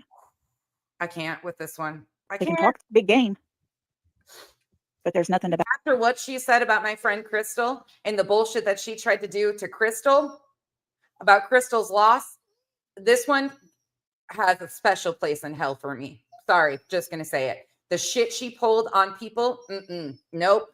And here she is, the mother of a missing child, completely disregarding, and she has done the most grimy shit. Back it up. And when you have a stepfather over here that's saying, but he wouldn't go out that door, it's real loud. We would have heard him. A stepfather who tells us he wouldn't have went out his bedroom window because there were shrubs right there. And as soon as he hit those, we would have heard him. Lots of wheeze happened in that night that he wasn't there. Lots of wheeze. But those are his words, not mine. And the mother has quit talking. The mother and stepfather have left the house repeatedly. They're not worried about the fact that their boy could come back home.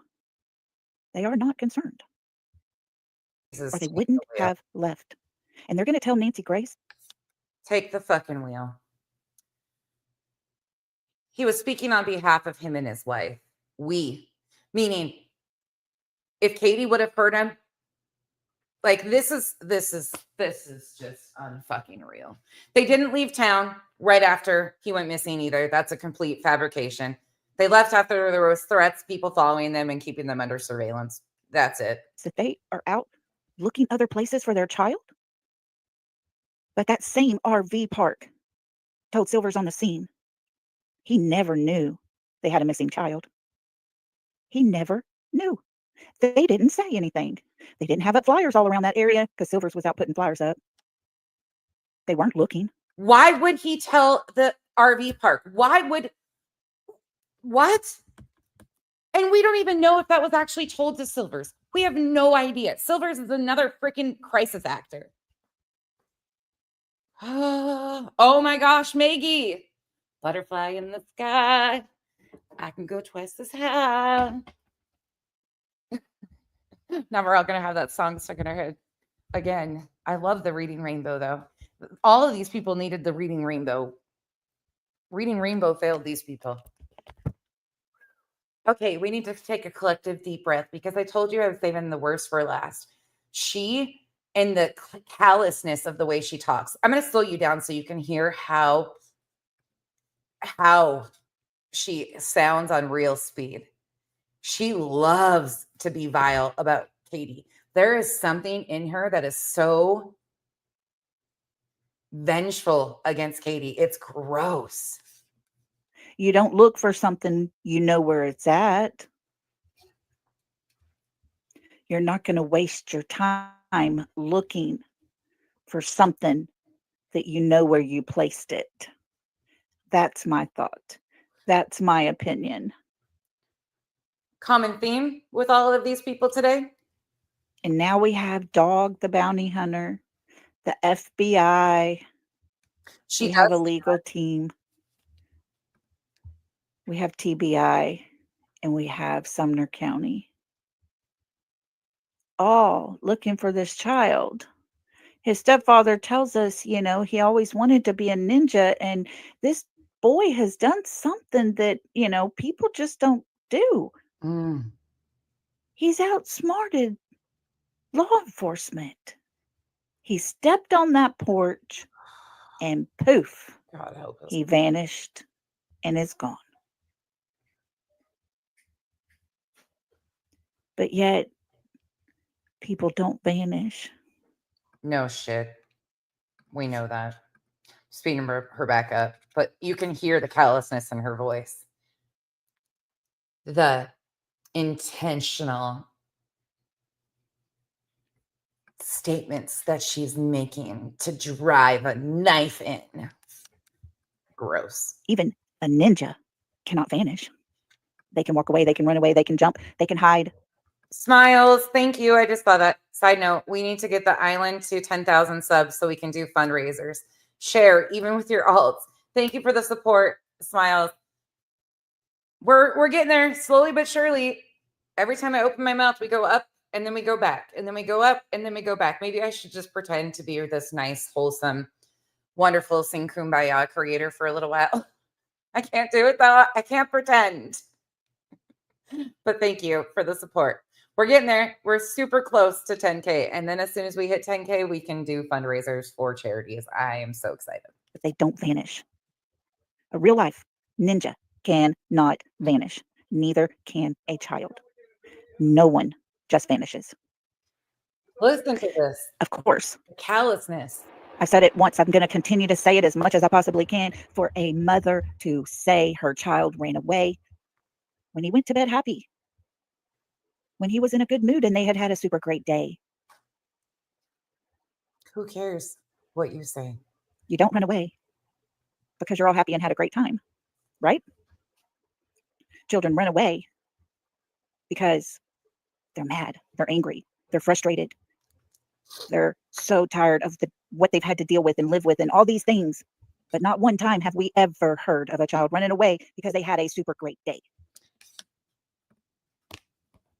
The ignorance, the complete ignorance. This is beautifully broken, Loli. Loli, beautifully broken. I don't know what's so beautiful about this callous, hate-filled rhetoric. Claus, I appreciate that. Thank you. Yeah, Chico, we need to. So the mother, once again, I say, holds the key to this whole case because she knows what's happened. She knows why he would have ran away. And maybe she doesn't. Maybe she doesn't. Shit happens, and maybe she just doesn't know. We know the mother was there for sure, 100%. She said she was there. In my opinion, so was the stepfather. No. In my opinion. I think the exact words, Brie, were Katie never said he ran away, did she? She said he doesn't know what made him walk out the door. Yeah, exactly. Those aren't the same thing. Exactly. You said it all in your comment. Thank you for the support, but that's very true. Music City, thank you for the 10 gifted memberships, y'all. If you got a gifted membership, please thank Music City. That is after hearing from Silver's on the scene that he talked to the lead guy at Chris's work in Memphis, and they said he was not at work on Friday, on Saturday, on Sunday, and he came back to work Monday.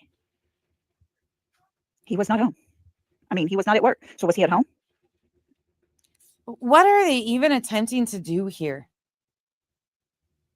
What are they even attempting here? Silvers is not law enforcement. The PI that was working on behalf of Seth even vetted that there was a vetted source that confirmed that Chris was on the job site and that they knew where he was the night before. Loli, I got a question for you. Who hurt you? I don't understand this vitriol towards the parent of a missing child when we know nothing about, never met them in person, have no personal connection to. You're targeting her off of misinformation and your assumptions. Who hurt you? It seems to be a very personal vendetta for you over a missing child that you've never, ever been in the presence of.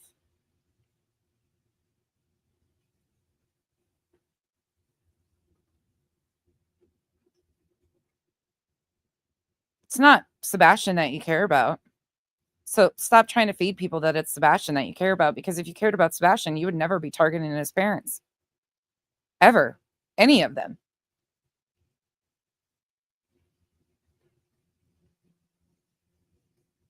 It seems very personal for you.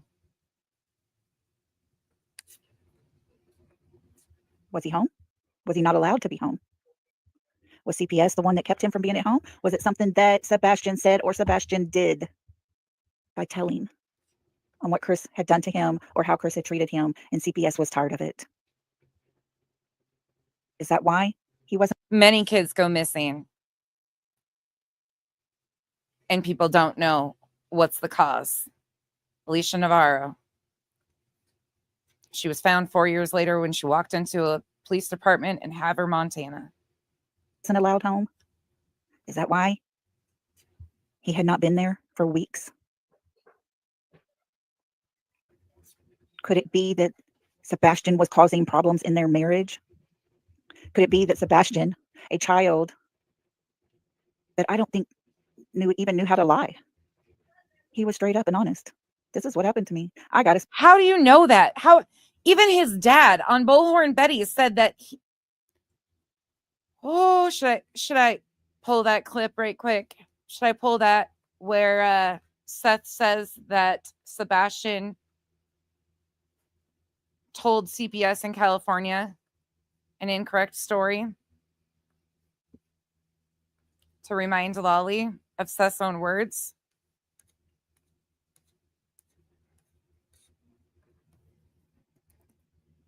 Hold on.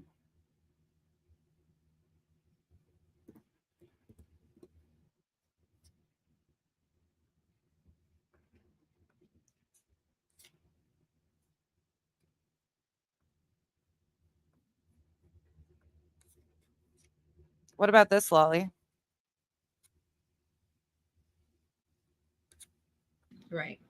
You know, Yeah, and you're not doing anything to violate the confidentiality. You're happy to have those reports. At the end of the day, you now know what happened or what is alleged to have happened, at least for whatever incidences those cover. it's more insight. It's more insight in figuring out what was going on, because it's obvious that the communication that was given to me wasn't proper communication. Have you ever been contacted by DCS at all? Ever in the past? Related to your son? Not here. I'd had it at CPS in California. And can you share what that was related to? Or is that? My son went to school and told his teacher that I beat his ass. And when CPS showed up, I was like, I told him to clean his room or I was going to bust his butt. Did you bust his butt? No, he cleaned his room. Mm-hmm. There was the threat of a butt whooping. Right. You know? And he was like, well, he said that you were going to beat him. And I'm like, Lisa, thank you for the gifted memberships. Y'all, thank Lisa if you got gifted a membership. This just makes me so angry. wow, okay. So when he came home, I literally turned on Mortal Kombat and I turned the blood action on. And I showed him what a beatdown was. Mm-hmm. Through video games. I was like, you see all that blood and everything, son? That's a beatdown. I was going to bust your butt. Mm-hmm. Come on. Really? It was like, I'm sorry, Dad. And I'm like, there's no reason to be sorry. It's educate yourself on the verbiage and the words that you use, because you can blow things out of proportion and not even realize what you're doing. So, do you think that? Oh, wait, Loli, what did you say? And Seth just said he was blowing something out of proportion. That might because of some of these things in the past where he did blow them out of proportion. Do you think that, you know, maybe some of these things were either blown out of proportion or do you believe that, because that was a long time ago when he was in California, how old was he? Like 7, 8? Most of those were, he wasn't. It was, I want to say 5 or 6. Gotcha. Gotcha. You So know, he he was just only really going to didn't know. school for a half a day. He was 5 or 6 years old. 5 or 6 years old when he decided to show him what a beatdown was and turned on bloodbath mode on a game. And then told him to educate himself on the proper verbiage.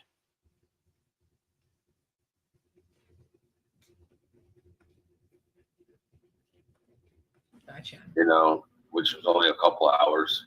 Mm-hmm. I want to ask you about this because I didn't quite hear this, but my audience and But according to Loli, Sebastian doesn't have the ability to lie. Spanking with the belt because I didn't put my belt on. Okay. But he went and got it as soon as he was asked about it. He went and got his belt, but he got whipped anyways.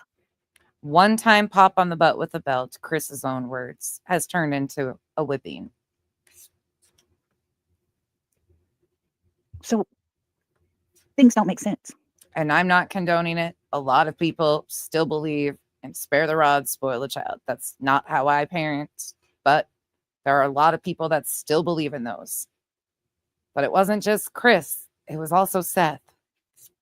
Things don't make sense. We could sit here all night. We could sit here all day tomorrow and still things are not going to make sense because we're not getting the story. We are not getting the whole story. We don't know what really happened because we have a mother who's going to tell us detailed information about every little thing going on all weekend long until they get home after Texas Roadhouse on Sunday evening. And then we get very minute little details. And he's gone. He's gone. And that is the fact. Sebastian Wayne Drake Rogers is missing. He is somewhere out there. And people do not want him found. And again, that's not true. I think everybody, all of his loved ones want him found. Is there evidence on him? Is there evidence with him? Was he taken to a special home and lies told about him so that they've got him locked away? Oh, yeah, a special home. And they've got him locked away. What is it? Until the truth comes out, all we have is their words. And their words cause us to go down a path that is not very favorable. Not at all. And when we look at the non-trash truck lighting, the words cause us to follow law enforcement, the facts. And right now, nobody knows where Sebastian is. That's where the words lead us. I mean, you can use anything and make it as salacious as you want, like you've shown time and time again. Let's hear what you have to say about this trash truck. I got another thing pulled up here. that leads from the back part of his house, it doesn't look good. It doesn't look good. And it's very odd that Sebastian was said to have left with a flashlight. So she's claiming, once again, just to back that up a second, just so you guys can hear what she said. So that they've got him locked away. What is it? Until the truth comes out, all we have is their words. And their words cause us to go down a path that is not very favorable. Not at all. And when we look at the non-trash truck lighting. The non-trash truck lighting. I'm going to remind you of this one.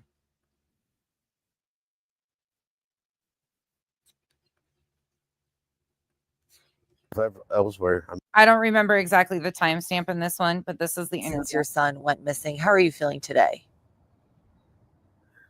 Same as I was yesterday. Just continuing the search, continue looking. I'm not going to give up. Nobody can make me give up. And where have you been searching? Where do you think he is? I've been searching everywhere. I mean, anything out of that 5 mile radius that the initial search did, they covered everything there. But there's stuff elsewhere. I mean, we got a lot of territory to cover. And it being over a month, he could be anywhere currently. So I'm searching everywhere. You, Katie, and Chris had a meeting with TBI today. Did you find out any new information? Not that I can discuss. Any progression that might show hope in this search? Oh, I always have hope. Can't take that away from me. And how confident are you that Sebastian is alive? Scooter, in my opinion, it's not okay to blame any of them because factually we don't have evidence to lead that any of them are involved in the disappearance of Sebastian. That's my opinion. And what do you think he's doing right now? Pretty sure he's probably playing video games somewhere. Nobody's letting him, whoever's got him, they're not letting him see the regular news. They're not letting him surf the internet, or else he'd know that I'm looking for him, and he'd know that he should actually be trying to get a hold of me. And that keeps me going. Is there strong reason to believe he may have been abducted? I don't know if he's been abducted or if he's just, over at a friend's house. Never know. But I'll know when I find him. I'll know exactly what has happened to him.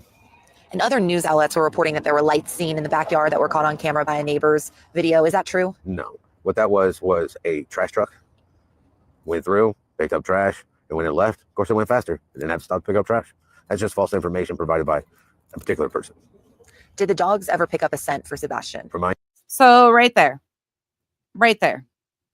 And Julia actually in her Coffindoffer interview confirms that there was a scent that was tracked from the home. Who sent, what the scent was, unknown. But there was a scent that led to the pond. So all these people saying there was absolutely no scent.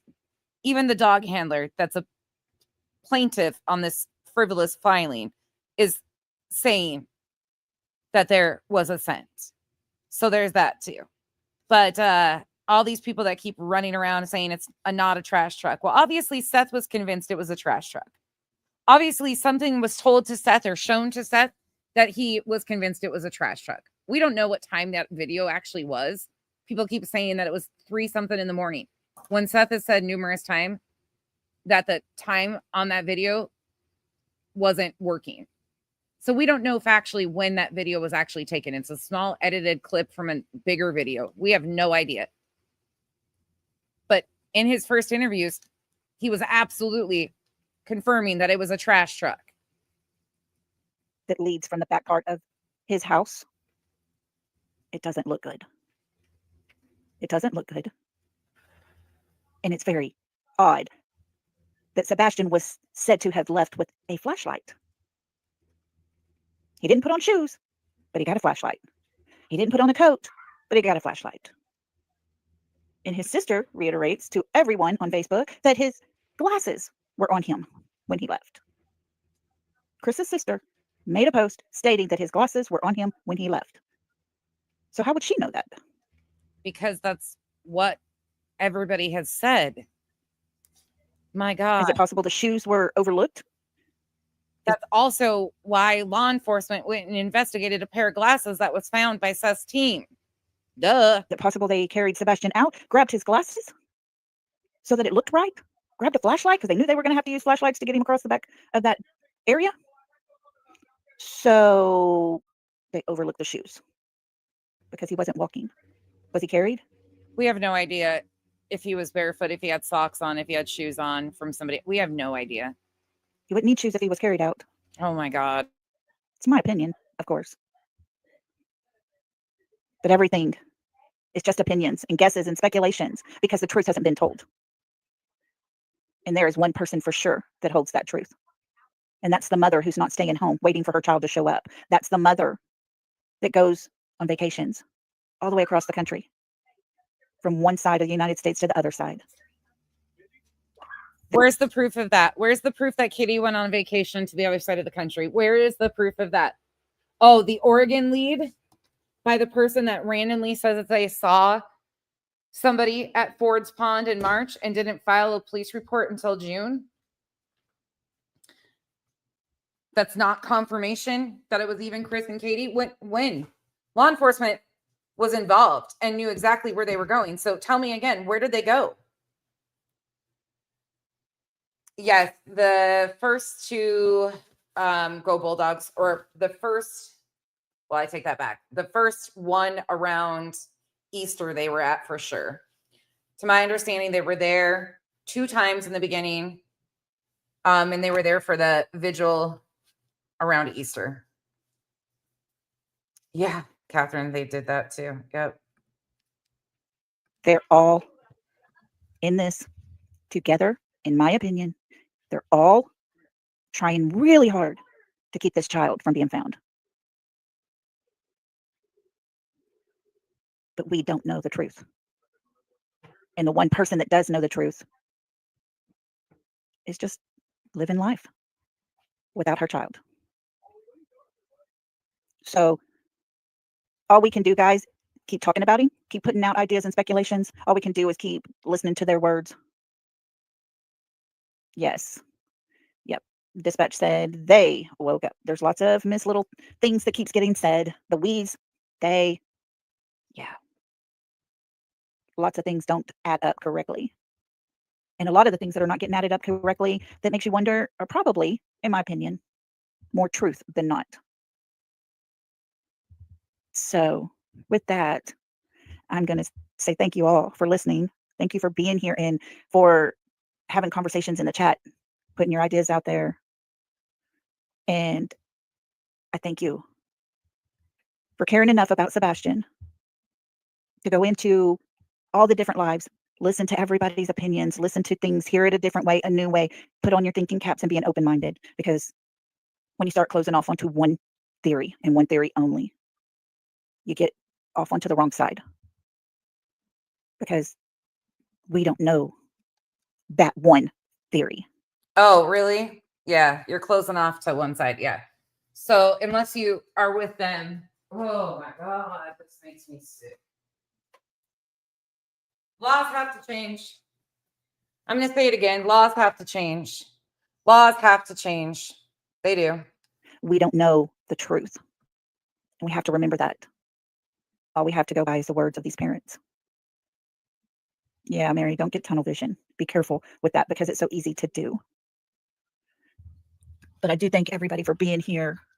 We will come back again tomorrow and have some more discussions. Sebastian is our target. I don't give a darn about the parent. I really don't care about him. The thing I do care about is that the mother holds the key to all of it. And that is a fact. She was there in that house with her son.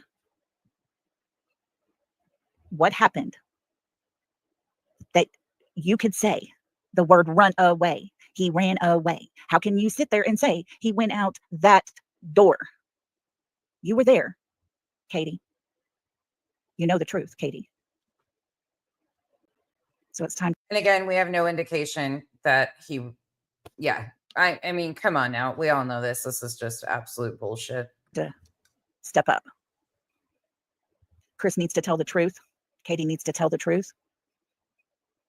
Because we're finding out little things along the way. And we have people to back it up and say, oh, that's not true. Sebastian deserves to be found. We will continue until he is found. And I just pray that as his mother, who carried that child in her belly, gave birth to him, that she can live with herself and what has happened. I pray that she gets help. Because I honestly believe she holds the key to every bit of it. And she might not. She might just factually not know where her son went. So guys, I love you so much. Y'all have a super good night. Check out everybody else that's talking about Sebastian. Keep an open mind, hear things, listen, learn things. Yeah, go listen to all the misinformation cronies and run with more salacious misinformation and speculation.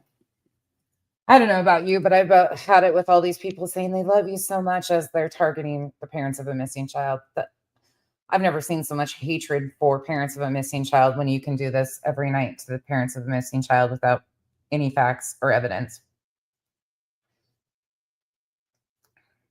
Well, that was a lot. Thank you guys for hanging out with me for 3 hours. I think we've hit our tap out point for the day.